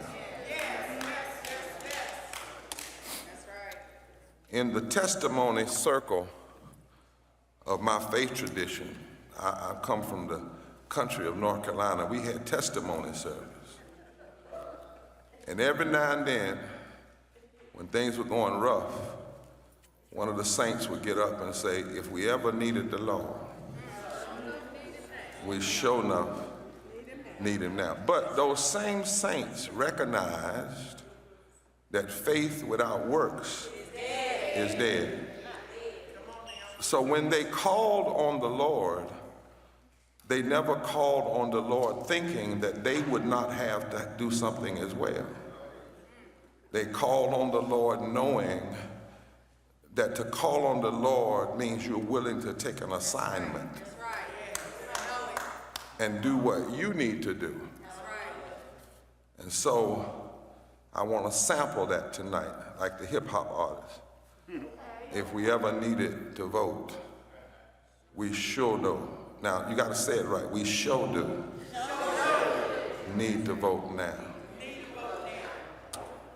For us, the right to vote is not just a constitutional matter, but a fight born out of struggle and sacrifice. It's a gift, actually. It's a gift from God. It's a gift of the God of justice. 2,600 years ago, God had his prophets to say to every nation, if you want to please God, you have to do justice and love mercy and walk humbly before God. And that admonition was especially to those who hold office, who have power. And 2,000 years ago, God had his son say that when it comes to politics and it comes to public policy, the issue is what does a politician, what does a government do for the least of these? That really the truth is public policy must be judged from the bottom up. Eric, I know I'm messing with your mic, I'm sorry. From the bottom up, Tana and Pam, not from the top down. Now think about where we are in time for a moment, and you'll understand just by the history I'm getting ready to share with you why, if we ever needed to vote, we sure do need to vote now. Here we are today, 404 years since the first ship landed in Virginia, bringing slaves.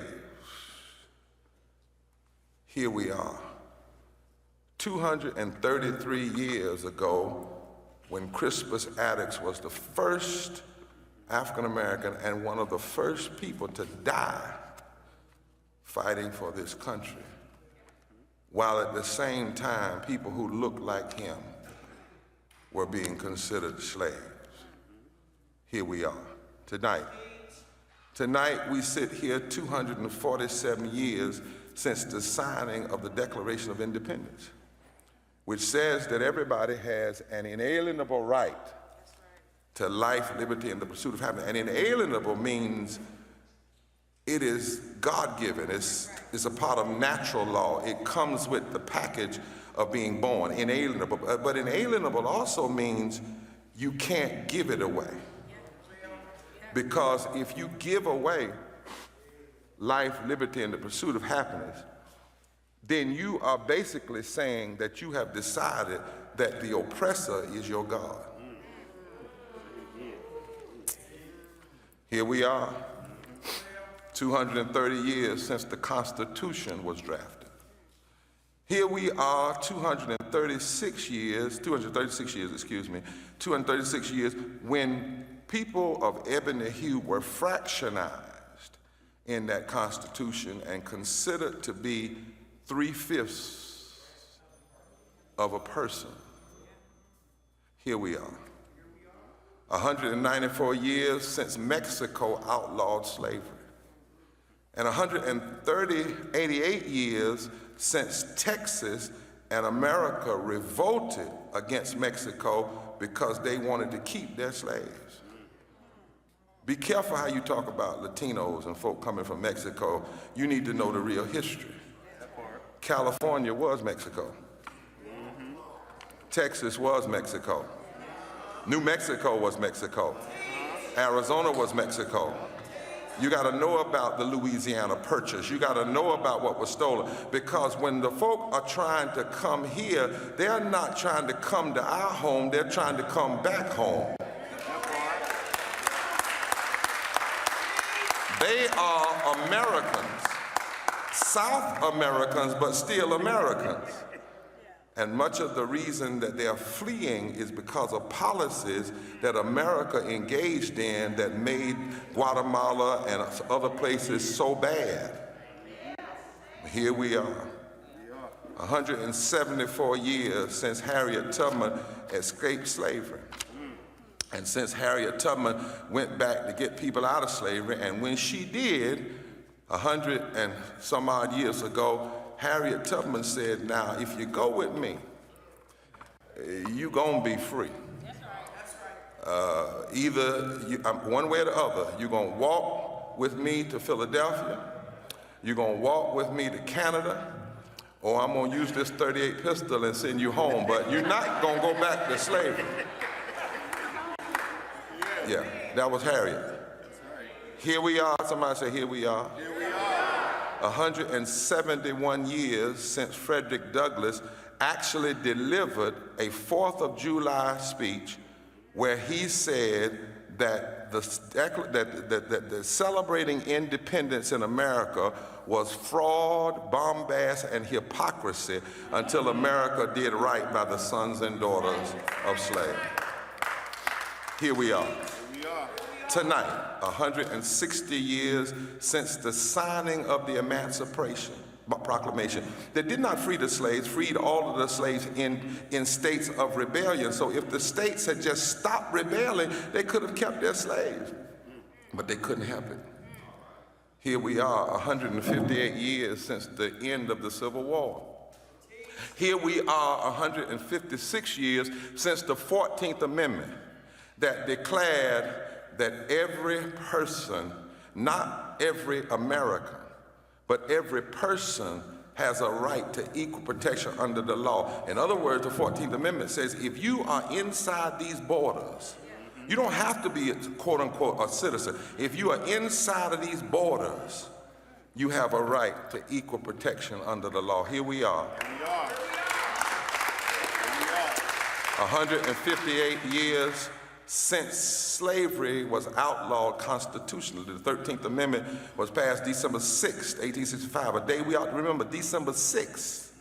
December 6th. And slavery was outlawed, but all the states didn't ratify it. And we're the only people that have ever had to have the Constitution say we ought not be slaves.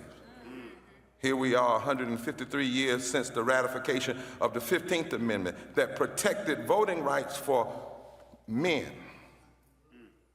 black men and white men, because originally when the Constitution was written, if you were not a male who owned land, you couldn't vote. So women were left out, Indians were left out, black men were left out, black women were left out. Here we are 125 years since the riots in Wilmington, North Carolina in 1898, where literally there was a coup d'etat that took over and declared that this is how we run people out of office. So when you see January 6th, you need to understand January 6th is not the first time that America has ever seen what we've saw. Here we are 115 years after the Springfield riots. Here we are 114 years since the Niagara movement, which became the NAACP. Now, the sister said I was the president of the NAACP. True, but what I'd like you to know is I am the graduate of 15 arrests. I'm a member of the Poor People's Campaign. I've been a pastor for 30 years, right? But here we are 114 years since the Niagara movement came together, that became the NAACP, and only 7 of the members were black. When the NAACP was founded, it was a majority white organization, the descendants of former abolitionists who recognized that they had to stand against racism. Here we are 88 years since the New Deal. Things like minimum wage and Social Security, and 88 years since corporate folks said, we don't want that, and they've been fighting it ever since. And the number one way they've been fighting it is every time they can, they cry about tax cuts. That's what they said to Roosevelt, we can't afford it. Here we are, 85 years since the Fair Labor Standard Act. Are y'all going with me? The Fair Labor Standard Act established a minimum wage of 25 cents an hour. It's purchasing in 1968 at $1.60 an hour, which if we had kept the minimum wage going with inflation, the minimum wage today would be almost $20 an hour. And yet, the minimum wage has been stuck at $7.25 since 2009. Here we are. 79 years since Promise King was denied a right to vote in Georgia primary. Here we are 73 years since Ann Braden, a white woman from Kentucky,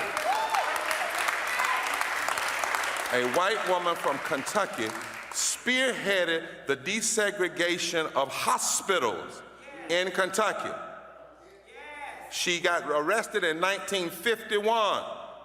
And she led a delegation of Southern white women to organize the Civil Rights Congress to Mississippi to protest the execution of Willie McGee. Don't you ever think that the only folk that have ever fought for the release and freedom and deliverance of black folk have been black folk. Here we are. 69 years since Brown versus Board of Education overturned Plessy versus Ferguson. Folks, if you want to actually see the rest of that, we are live streaming this on the Black Star Network. It's a second feed we have on our YouTube channel. You can go to Black Star Network app to actually see this. Those of you who are watching on Amazon News, Freevee, Prime Video, or Plex TV, again, go to the Black Star Network app or go to our YouTube channel to see that feed. I want to go to our panel. Nicole, I want to start with you.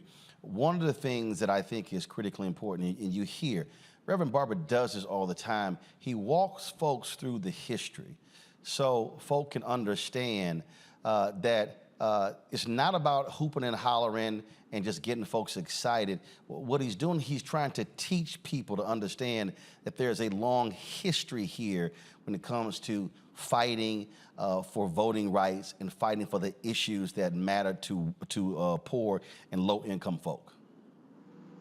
Yeah, absolutely. And I think really that's at the root of the Black community is fighting for our rights, and then actually opening up the conversation so that everybody's liberation is included in that. And what's really important to think about in Kentucky is that if the wrong person wins, there are going to be real impacts on the electorate, particularly the Black electorate, given the executive order that Governor Beshear issued when he got into office to expand voting rights to people with felony convictions who've completed their sentence in the state. So that's literally at risk if Cameron wins election. That's happened before in Kentucky when a voter suppressive governor followed a pro-democracy governor and rescinded an executive order stripping the voting rights of people living with felony convictions in the state. And that's literally at risk if the wrong outcome happens this fall. So the history that Reverend Barber walked his audience through and walks your audience through who are watching the live stream is a critical one. And we're actually in the midst of living history, because if the wrong outcome happens this November, that's going to have real impact on not just Kentuckians, but it's going to be moving the country in the wrong direction, given the voting rights expansions that we have to protect to sustain. You know, Lauren, there are some people who say, okay, look, and I've heard people say this, man, what Reverend Barber and those guys are doing, they're really wasting their time. Those poor white folks, they're not going to sit here and recognize that their interests economically are the same as ours. But here's the deal. If you don't actually make the effort to walk folk through, they'll never understand. You know, I used to always say to even President Obama, look, man, stop going to the suburbs of Ohio and Maryland and Virginia touting the Affordable Care Act. Go to the brokest, whitest, sickest, reddest parts of this country and tell them I passed this law for y'all because y'all are broke and y'all sick. And then you should be asking your U.S. senators, where are you? You got a governor's race in Mississippi right now, and again, Democrats love to avoid these states. You know what? To me, this is one of the opportunities where President Biden or send Vice President Kamala Harris down there and literally look them in the eyes and say, let's be real clear. Your Republican governor keeps ignoring Medicaid expansion. Y'all are dying. Y'all sitting here led that law that led to the Dobbs decision, but guess what? You got OBGYNs who are leaving your state. See, if you don't explain to the folk how bad their situation is, they'll believe in the other side who are painting this rosy-ass picture when it's grim in a lot of these red states when it comes to their health, their education, and their money. Yeah, they're still getting them with the whole Lee Atwater. They're really getting them with the sort of Southern strategy attempt to make it, seem as if anything that you're doing or anything related to any policy that helps anyone African-American, you should not be having anything to do with. The Republicans get everybody on that. And when you do look at some of these poor states, the other day I was on Capitol Hill and I ran into Hal Rogers, who represents Kentucky in one of the poorest districts in the United States. And Kentucky, of course, is also represented by Mitch McConnell. And it is amazing to me that goes on just, year after year, and nobody recognizes that a lot of these Republicans are representing a lot of poor people and that they're not advocating for anything that helps poor people. One of the other things that is interesting about Reverend Barber is that, the idea that he's trying to build a diverse ethnic coalition and trying to get black folks and white folks together politically. The last time I heard anyone consistently talk like that was actually John Lewis. Nobody really talks like that anymore. Like, nobody actually says, okay, well, let's build that a coalition of black folks and white folks together working for the same thing. Because there's a lot of commonality, but of course the media makes money off of conflict oftentimes, and that we're sort of always in disagreement and all that. But it's on the ground. On the ground, reality is quite different. The day-to-day reality is quite different. But yeah, there's a lot of poverty in the United States. Over 45 million people are under the poverty line, and there's not a lot of people talking about that, Republican or Democrat. There's not a lot of people talking consistently about poverty. And on the presidential level, and the president has, of course, the biggest bullhorn of anyone in the country in terms of anyone elected office, it amazes me that that doesn't happen. They don't go to a really poor district, particularly in a red state like a Mississippi or Alabama, and really have a really in-depth conversation about poverty. Why nobody does that, I have no idea. It was done in the 60s. You know, LBJ and RFK did it. I'm not sure why it doesn't happen today. It makes no political sense. I do. I mean, the reason that's the case, Greg, is because what these candidates always want to say is middle class, middle class, middle class. Because if they talk about the poor in the minds of the middle class and upper middle class voters, oh, here you go with handouts. You're trying to help all those poor broke people. That's why they don't talk about them. And the thing that Reverend Barber is doing, he's not talking. They're actually doing. So when they have these events, they literally are teaching people. They're organizing, mobilizing. They don't have, the Poor People's Campaign, Repairs of the Breach, they don't have any events where they are not collecting data. You heard when he said we are live streaming this to all 50 states. They reached out to us. We're streaming it on the Black Star Network. But what they do is they are linking to other pages as well. They are all about how do we actually build a movement. One of the greatest mistakes that I've always had, I used to, every time black civil rights leaders would hit me about an event, I would go, y'all collecting data? Who's gonna be there? Okay, so who's showing up? Are you getting names, addresses, phone numbers, emails, social media? What are you actually getting? And that's always the mistake. Having an event just to have an event doesn't do anything. So if 400 or 500 folks show up, then when you need people to move on City Hall and move on the school board and move on the county commission, you now have a database to actually build from. And so that's why I think it's crucial that what they are doing, they are truly organizing and mobilizing. They are, Roland, and that's slow work. It's difficult work. It requires you to be human in the world with other human beings. It's not sexy. And it takes full spectrum work. I mean, think about, you've had Alicia Garza here on the program and to talk about the Black Futures Lab and collecting data, and that's an important piece of it. But I think about all the people who are doing work and the fact that this is a space where everyone can have time to talk. Another reason, again, why supporting this platform is so important, because the Black Star Network gives voice to this. And I'll tell you. It ain't on MSNBC, CNN, no. ABC, Fox, and they're not even showing on their digital platforms. That's right. Not only is it not on there, when you do see a William Barber sneak in and maybe give a segment, it's 5 minutes, it's 10 minutes. It's not long form. It's certainly not streaming like this. You're absolutely right. And they're not putting it on streaming platforms. And I think it speaks to the underlying challenge of movement work. Lauren, when you mentioned John Lewis, as you were talking, you said, I hadn't heard somebody speak like this since John Lewis. I thought for a minute, and at 58, I'm old enough to remember when Jesse Jackson talked like this during his presidential campaign. Mm-hmm. And I think, we all remember that. I was an 18-year-old freshman at Tennessee State when the Jackson campaign came through Nashville. And I'm sitting in the living room of a white hippie in Nashville, one of those students for Democratic Society type hippies, ponytails. And here I am, a kid from South Nashville, in North Nashville, a bunch of other black folk and white folk, man. And this kind of, that Rainbow Coalition idea, of course, birthed, among other places, in Chicago with the Young Lords and the Black Panthers and the Hillbillies from the north side of Chicago all together, Fred Hampton. I think that, we see that. Now, many years later, I did a turn as advisor for the NAACP chapter at Howard, and we went down to Moral Mondays on a weekend. I'll never forget being there in Raleigh, and that's the first time I met William Barber and heard him. And I think this is what Reverend Barber represents. And this isn't to say that John Lewis or Al Sharpton or anybody else doesn't represent this. There is a combination of erudition, of study, of mastery, rhetorical mastery. I mean, we think about our brother Jeremiah Wright at the peak of his powers. And when you see that in combination with a single-minded determination not to abandon the poor, In fact, to be with folk, and not in a drive-by speech or in an auditorium, but literally day by day doing that work, that is terribly effective in the long run.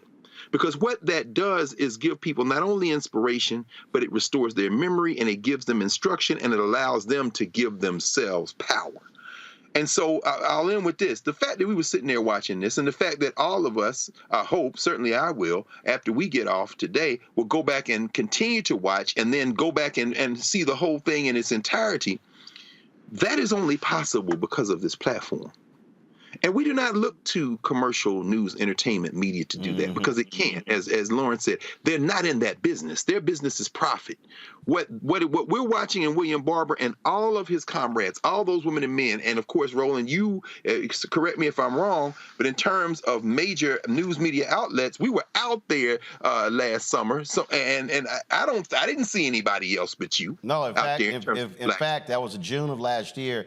And yes, sir. They had a number of positions on the platform for those outlets and their cameras, and they didn't show up. And I do remember when I think Simone Sanders' show or one of the MSNBC shows, they wanted me to go live. Well, we went live from the Poor People's Campaign event. So yeah, they weren't there. And we've covered other events, and they're not there. And all of these loudmouth, so-called new black media Negroes who run their mouths, none of them were there as well. No, and that's all I was doing. I mean, just sitting here, you know, Nicole and Lauren, I think about this. There are moments, inflection moments, that inspire you and can shape the rest of your life. I know what listening to Reverend Jackson and working on that campaign did for me in 1984. That's right. And looking at Reverend Barber, it's not the same as Jesse Jackson, and it shouldn't be the same. It's a different time, but it's the same need, and he's meeting that moment. And it's a beautiful thing to listen to hear, and to participate in, which is what we all need to do. And I'll tell you this here, the Poor People's Campaign and Reverend Barber, one of the few, and I mean few, civil rights groups that have actually been financial supporters of this show. It's a whole bunch of people want me to show up to their stuff and cover their stuff, but it's a whole bunch of them who don't write a check. They want to do it for free. And so they actually put their money where their mouth is. Greg, I know you've been in and out of town, running everywhere. And so I told you I got to get it to you, but I told you I was going to hook you up. So, so y'all, I was at the Alpha convention and they had a bunch of HBCU Alpha shirts, and I saw the Tennessee State one, so I text Greg. I was like, okay, what size? And so, Greg, we got to get, so you can come by the office, and we got to figure out to get it to you. And so, cool, I'll leave it with Carol. So this is your Tennessee State Alpha shirt. Brad, thank you, Bob. Hey, man, Beta Omicron, well, I can't call it what it used to call it. Them is the ancient days. We don't do that kind of activity no more. But I appreciate it, hey, man. Love you, man. I'm going to come down there and get it from your hand, man. All right, I appreciate it. We got you. All right, then. Nicole, Lauren, Greg, I certainly appreciate y'all. Thank you so very much for being on today's show. Folks, when we come back, my interview with gospel artist Tim Bowman. Y'all, he talks about how fiercely competitive it was in the Winans family. It's a great interview. And does Tim Bowman know who Jeffrey Osborne and LTD is, who the Commodores are, and Lionel Richie? Y'all, it's a great interview. We'll have that next right here on Roland Martin Unfiltered on the Black Star Network.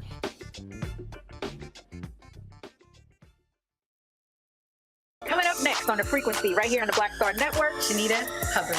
We're talking about the ride or die chick. We're breaking it down. The stereotype of the strong black woman. Some of us are operating with it as if it's a badge of honor. Like, you even hear black women like aspiring to be this ride or die chick, aspiring to be this strong black woman trope at their own expense. Next on The Frequency, right here on the Black Star Network. When you talk about blackness and what happens in black culture, we're about covering these things that matter to us, speaking to our issues and concerns. This is a genuine people-powered movement. There's a lot of stuff that we're not getting. You get it, and you spread the word. We wish to plead our own cause too long have others spoken for us. We cannot tell our own story if we can't pay for it. This is about covering us. Invest in black-owned media. Your dollars matter. We don't have to keep asking them to cover our stuff. So please support us in what we do, folks. We want to hit 2,000 people, $50 this month, raise $100,000. We're behind 100,000, so we want to hit that. Y'all money makes this possible. Check some money orders. Go to P.O. Box 57196, Washington, D.C. 20037-0196. The Cash App is $RM Unfiltered. PayPal is R Martin Unfiltered. Venmo is RM Unfiltered. Zelle is roland@rolandsmartin.com.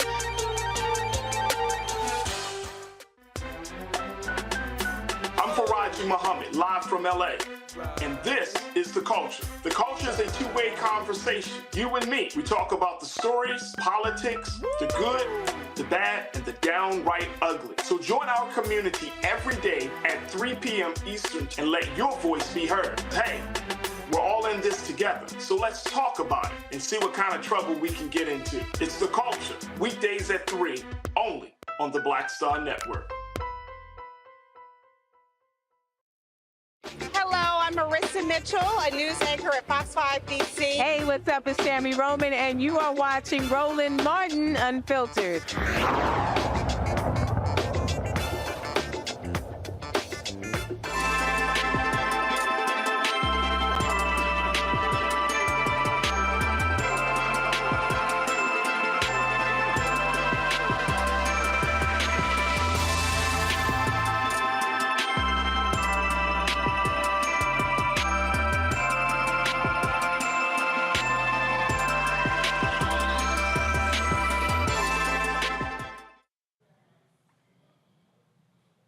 Folks, we are the Black Star Network. We are proud to partner with McDonald's and their Inspiration Celebration and Gospel Tour, a 6-city tour. It kicked off in Chicago at the House of Hope, and then they were at the Fox Theater in Detroit. Tomorrow night in Philadelphia, they will have the concert there as well. It is an amazing lineup of artists: Hezekiah Walker, Anthony Brown, Sir the Baptist, Bree Babineau. You got the Walls family. You got Doe. You've got, who am I missing, y'all? You got Mike Teasy. You've got, just an unbelievable, but also Tim Bowman Jr. He is a member of the gospel royalty, the Winans family. And so we went to Chicago. We sat down and talked with all of the different artists. A great conversation with all of them. And so we're going to be running these interviews over the next couple of months. Again, they're going to be in Philadelphia Friday, October 6th. Then they're going to be in Atlanta, October 20th, and on to Dallas, and ended in December in Jackson, Mississippi. And so you see tomorrow they're at the Mann Center at 5201 Parkside Avenue. Tickets are free for this tour. All you got to do is go to blackandpositivelygolden.com, blackandpositivelygolden.com to get your tickets. And so we kick things off with gospel artist Tim Bowman Jr. Hope you enjoy. Hands together for this Grammy Award nominee, Tim Bowman Jr.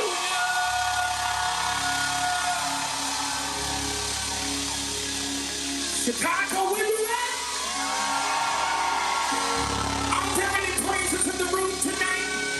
I need about 3,000 praises to jump to your feet. Tell your neighbor we getting ready to blow the roof off of this place. Somebody put your hands in the air, open up your mouth and scream. I believe if you scream loud enough, you won't get what you put into it. I just want to make sure I'm in the right room tonight. Chicago, where you at? Now look at your neighbor, say neighbor. Say, oh neighbor. Come on, get real churchy with him. Say, I don't know if you realize it yet, or if you sense it yet, but you are standing next to a conqueror. Oh, that wasn't the right person. Look at somebody else who's been through something and have come out to shut them on the other side. Say, oh, neighbor. Say, you are standing next to a walking, talking, moving miracle. Because tonight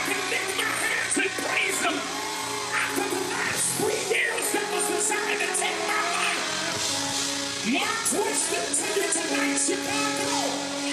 Is there anybody here that knows Jesus?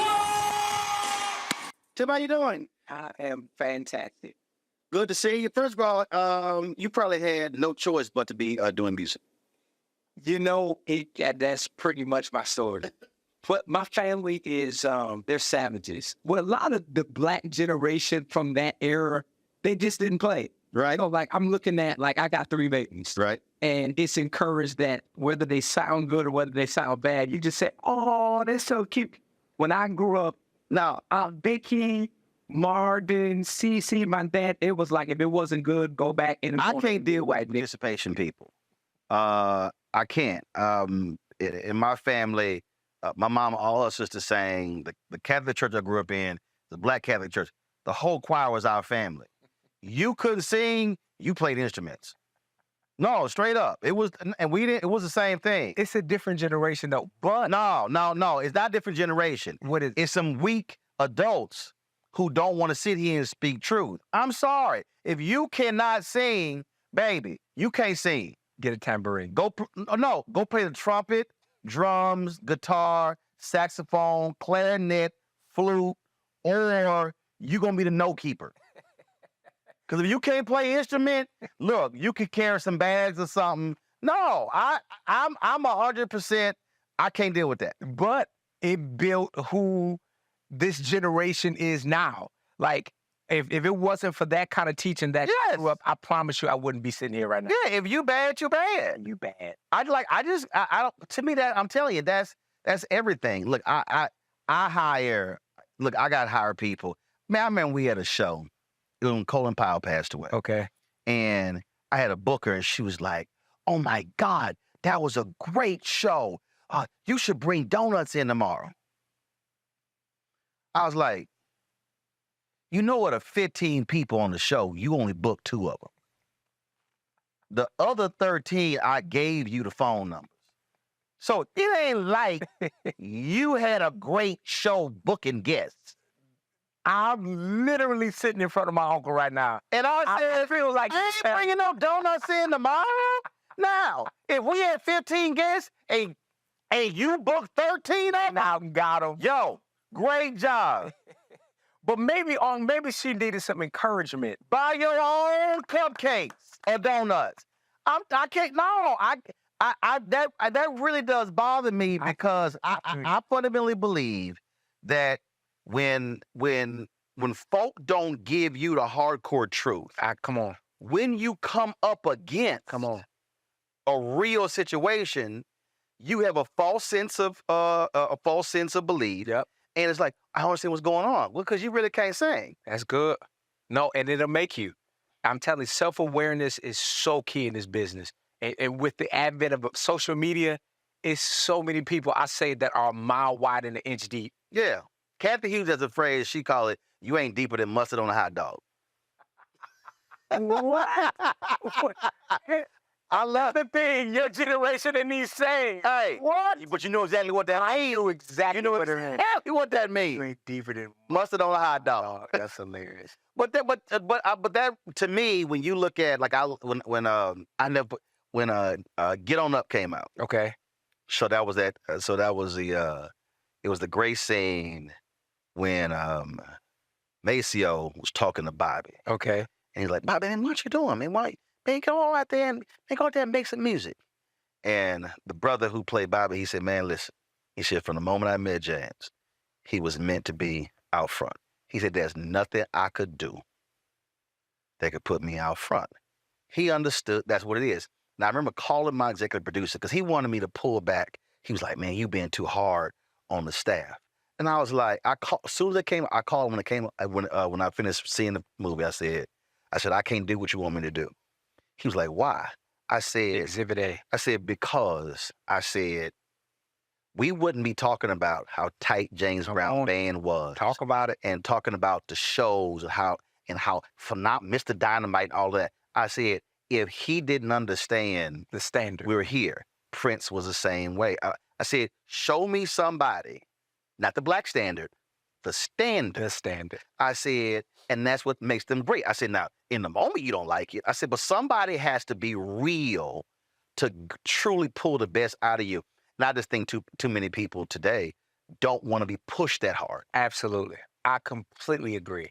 So how do you deal with your folks when you're rehearsing, when you're taking people through, when you having to hire people because or you might be saying, man, my people were tough, but then all of a sudden you go, dang, I sound just like they do. It is weird how much I resemble my Uncle Marvin Winans. And I grew up saying, shout out to you, Uncle. I grew up saying he don't have to be this hard. He does not have to be this disrespectful. Because I watched him work all day at his craft. Right. Like we see him now pastoring. We see him not, but he worked. He will question you. Yeah, are you kidding me? He will. I'm sure. Hold up. We spoke at Bethune-Cookman. And again, I grew up Catholic. Man, we didn't read the Bible. We didn't know how many books were in the Bible. We couldn't tell you what was new and old. Look, we had a missalette, okay? Missalette? It was a booklet that had all the readings for the month, the scripture for the month, and it's all in the missalette. That's all like budget. Dog, it's all right. That had the original budget. No, you got one book. Nope. It was a monthly missalette, and every Catholic church around the country had the same missalette. Okay, Catholic church don't play. Like we gonna be all like you ain't freelancing out there. And so you go grow up. You ain't. I'll be somewhere with classmates reciting scripture. I'm like, what y'all talking about? Like I got to go to the back. What's the page number of that book? And then that's how he showed up in my missalette. Yeah, that's how it was. So I spoke at Bethune-Cookman, and I said something, and I quoted the scripture. And so when I sat down, Marvin goes, what did he say? I ain't lying. He goes, what scripture was that? I was like, man, I don't know. That was like Judges 12. I don't know. He was like, there's no Judges 12 or whatever it was. And I was like, look, it's in there. Like, I know what I said. I know the scripture I recited. It's in there. Now, I can't give you chapter and verse, but I know it's in there. I can guarantee you. I didn't care. But that's him, though. And when I tell you, what you see is what you get. Right. When I tell you, I used to look at him rehearse for 8 and 9 hours. And it don't take that. And we couldn't be out of here in 3? Listen, you can get the same thing done. If you had sent the music earlier, you would have come in here and get inspired, but it's the same thing. And it produces and it builds something. So now my team is watching me. Nobody outworks me. Right. Nobody outgrinds me. I believe in myself and I believe what God put in me. And I walk it out. So it's like I tell people all the time, I'm the oldest, youngest. Look at me. I got the pop leg cross. Hey. I'm the oldest, youngest guy, but it was that family that you talked about that brought that up. I think so. See, that's interesting. We were coming back from dinner last night. You know, I ain't gonna say no names, Henry. Come on, Carl. I ain't gonna say no names, but he was like, how you know when you were the best? Like, I knew I was the best. Listen to me.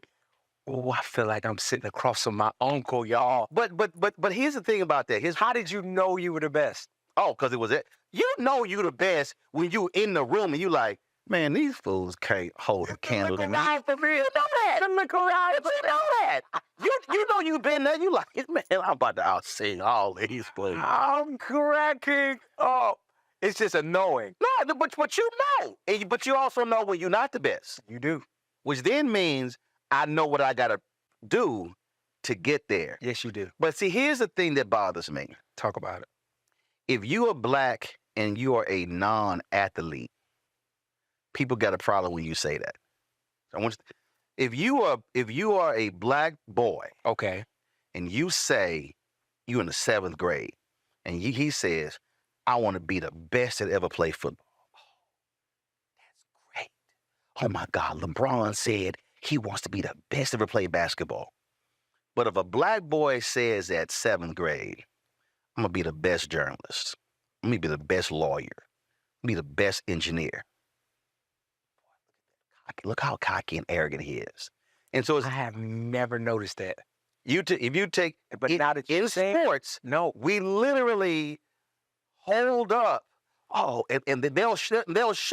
Oh, the work he puts in. They will glorify that. But if you have that conversation that has nothing to do with sports, I'm gonna be the greatest Supreme Court justice. No. How dare you? Wow. How dare you? Wow. And we black folks will say the same thing. Because we're conditioned. Conditioned. And so I think it's the hardest thing to try to talk to a young person to get them to say, no. You need to understand. I got inducted to a Hall of Fame, and somebody said, "Did you ever just envision growing up all of this would happen?" Yes. They were like, "Excuse me." I'm like, now, was it your parents? Was it like how? Because for me, it was definitely that family that you talked about. They made me know. They put a dog in me. It's like so when I'm singing, when I'm in with her, it's just a awe in me. Like I thinking back. First of all, grandfather and grandmother maternally were married like 44 years. Wow. Only lived 8 blocks, so I spent a lot of time with them. Grandmother owned the catering business. Parents this year married 56 years. Oh, wow. And my parents never went to college. Congratulations. Never what they weren't. Never made more than $50,000 combined. But it was like you're absolutely going to get an education. And it really when I think back, it wasn't even, no, you're going to be absolutely the best. I think what it really was is the foundation was laid, and then is now what are you going to do with it? And so then for me, when I decided I'm going to this school, it was like literally walking on the campus. I said, I'm going to be the best to ever come to this school. Now you got to do it. And so it's a mindset, it's attitude, it's just growing up in the conversations with relatives and where they affirmed, they also challenge hardcore. So like we had family debates, they never treated us like, okay, y'all go to the kiddie table. It was like, oh, if you want to get in this conversation, you can get in the conversation. But keep up. But you ain't gonna get treated like no kid. Yeah. Understand? Yeah. We will kick your behind and destroy your arguments and hurt your feelings. Yep. And then you're gonna go lick your wounds, and we ain't even gonna hug you. Yep. So if you want to come in this debate, come on.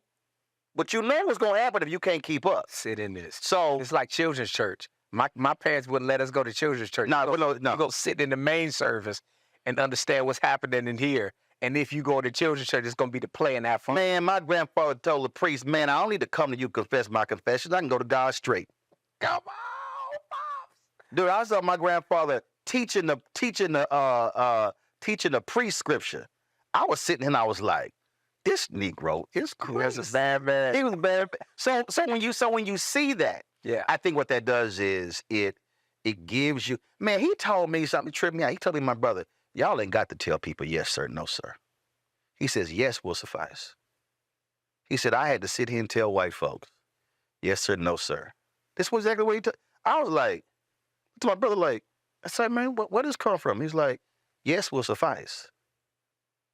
So I think growing up, he passed when I was 15. I think growing up. But you're proving my point. Yeah, that's the village you came. That's the building. So it wasn't necessarily you're gonna be great at being a journalist.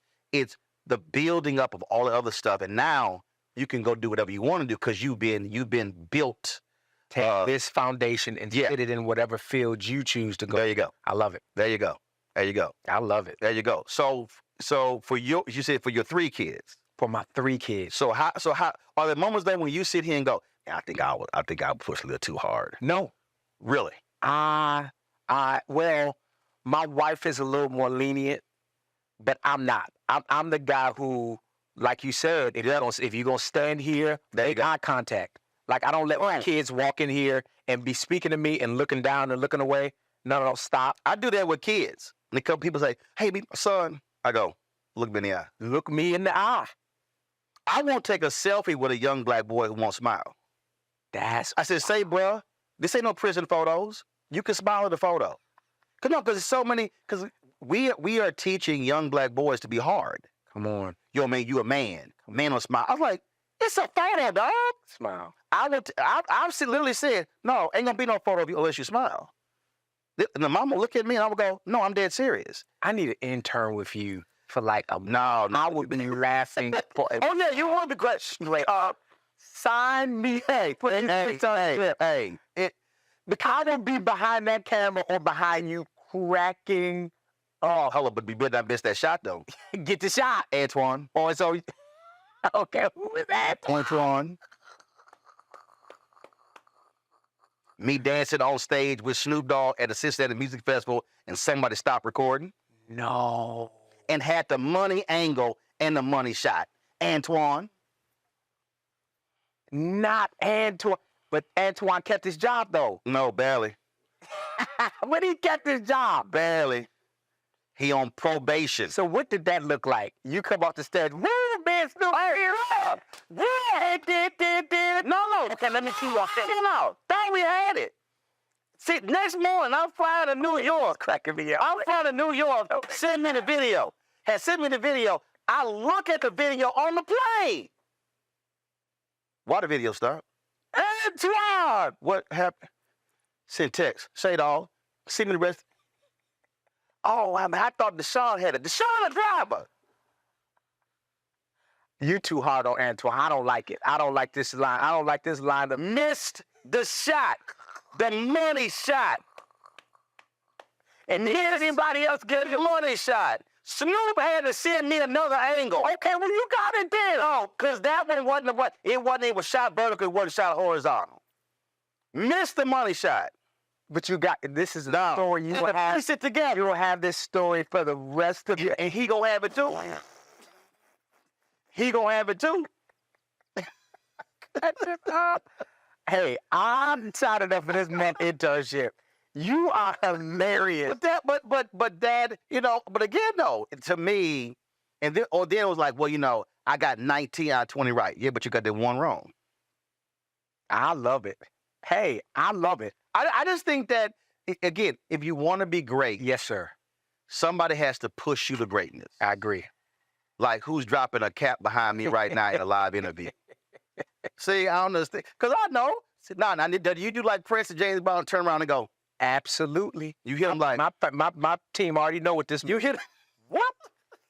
They already know. And I with my smile. You hit with that $5? Yeah. You be like, oh, let me praise the Lord. No, I just $520. Yes, sir.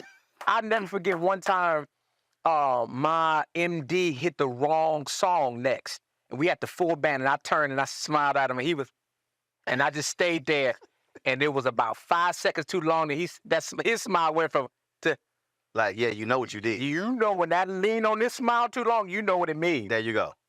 So, but I think it builds something in you. And yes, it my father told me one time, as long as the pain to remain, I want to get this right.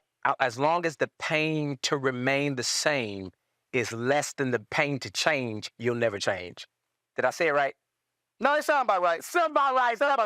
But as long as it is staying in this current, I mean, if it's mediocrity, if it's just less than, as long as that pain is less than the pain to change, you're never gonna change. Man, I worked with a Houston Defender, and Sonny Masai Giles, she cussed out the head of sales, and I was an intern. I was typing my story, and I was like, I ain't turn around. I was like, and that summer, she cussed out the managing editor, the senior editor, the head of production, and I was like, let me tell you what my goal is this whole summer. I ain't getting cussed out. You can get through the summer without check all my stuff. I was like, she ain't gonna cuss me out. And folks were like, what? I said, no, I ain't getting cussed out.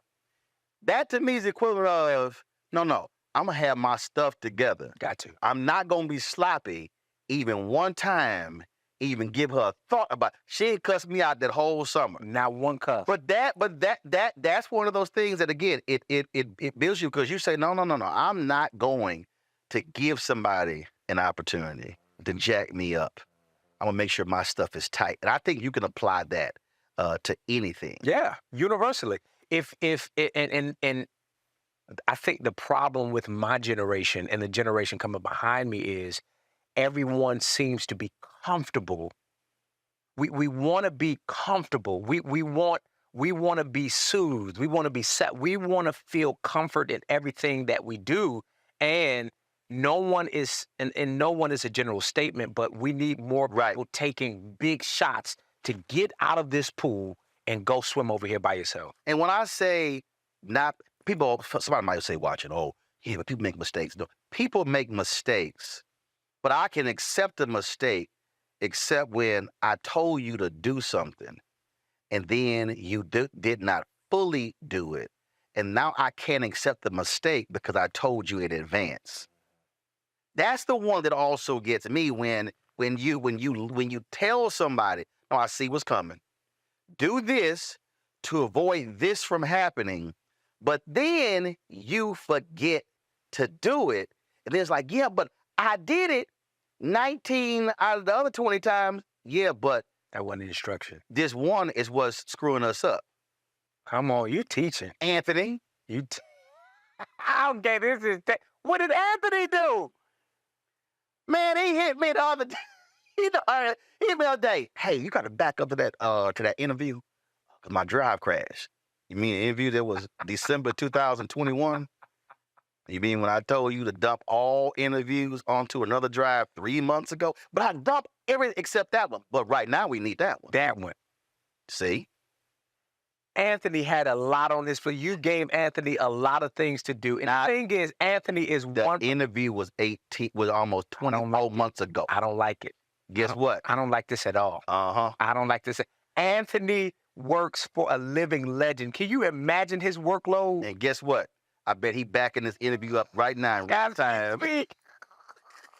He got redundancy going. If this go out, some gonna get right back. Oh, man. The thing is, when you need that thing at that moment, that's when you need it. That's when you need it. You're talking. And that's just, I just think I just fundamentally believe that when you talk about this generation, and people get caught up, look, I was hard on my fellow folk when I was, so they ain't like, oh, you Gen X. So I was killing folks at the same time. Like, man, what you doing?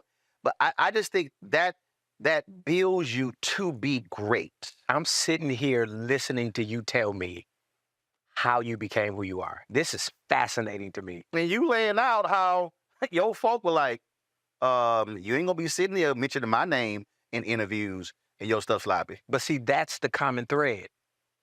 There's a bar. I mean, and then if you talk about the scripture, it's like when Christians make concession for living any kind of way, it's like we press towards the mark. What is the mark? The high calling which is in Christ Jesus. So I gotta know how the standards that Jesus set. Now, not religious, because people try to put religion on you. I'm talking about spirituality. Right. That's the mark. Right. And I'm sitting here listening to you, and the common thread that I'm hearing, I promise you, I'm just meeting you for the first time, and you feel like my uncle. But it's a common thread that all of the greats tend to have, and it's an insatiable appetite for greatness and to be above average. So it's like, this is fascinating to me. Okay, so you just mentioned greatness. Someone said once, people remember those who are great, not those who are mediocre. I disagree. We remember those who are mediocre. Absolutely. Think about all the people who were first-round draft picks who were bust. Yes. They will forever be associated with being bust. That's mediocrity. There's one from Duke that's coming to mind right now. Yeah, I know exactly who I'm talking about. But that's and I think people forget that, no. If you're mediocre, they'll remember mediocre. Yeah. That is an amazing point. Absolutely. And I just think that a lot of people don't think about that. But then you ask yourself the question, what do you want to be remembered for? And I think it then still goes back to what you talked about earlier, which is a standard, a bar. You have to have some level that you refuse to let people bring you under. Yep. I'm talking about, because what makes people is how people live their lives when no one is watching. Yep. That's the thing so I'm sitting here watching. I mean, you clean, you got the cocaine white on you clean, not a hair out of place, got the jewelry. That's not for this. This is a reflection of what you do when nobody is watching you. Yeah. And you think about that. You literally think about it. When people, I kind of know what I think the answer is going to be. When somebody comes up to you and they say, Tim, I want you to be my mentor. What do you say? It's probably a churchy answer, but I don't like people. We get into mentorship and then you start questioning if I'm your mentor when you don't like what I say. So you need to get a clear First of all, I would have to know that I'm your mentor. But if I'm like, okay, I can kind of see, what did God say? Okay. What did God say? Because I'm actually in a situation like that now, where I told somebody to go home. My assistant is in the corner cracking up because she was in that meeting. I said, go home, because I gave them instructions. Right. They keep saying they need to recheck with God every instruction I give. I said, that's not how this works. Right. God tell you I'm your mentor or I'm not. If he told you that up front, sit down and do what I told you to do. Right. And trust that I'm not going to mismanage you. If I mismanage you, it ain't your bill. It's God's bill. So I tell most people no.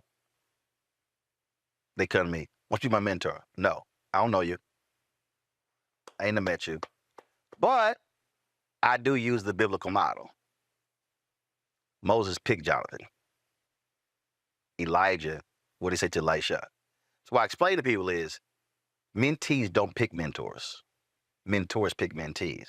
I need to see something in you that I'm willing to invest in. Somebody put this man in B flat. And I need an organ in here. I need to, somebody get, that's good. I'm using it, and I will not be giving you credit for it. It's all good. Okay. It's all good.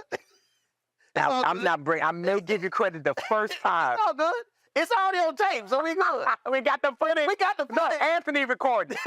We may not have this footage. We may not have this footage. But straight up, that's what I do. That's good.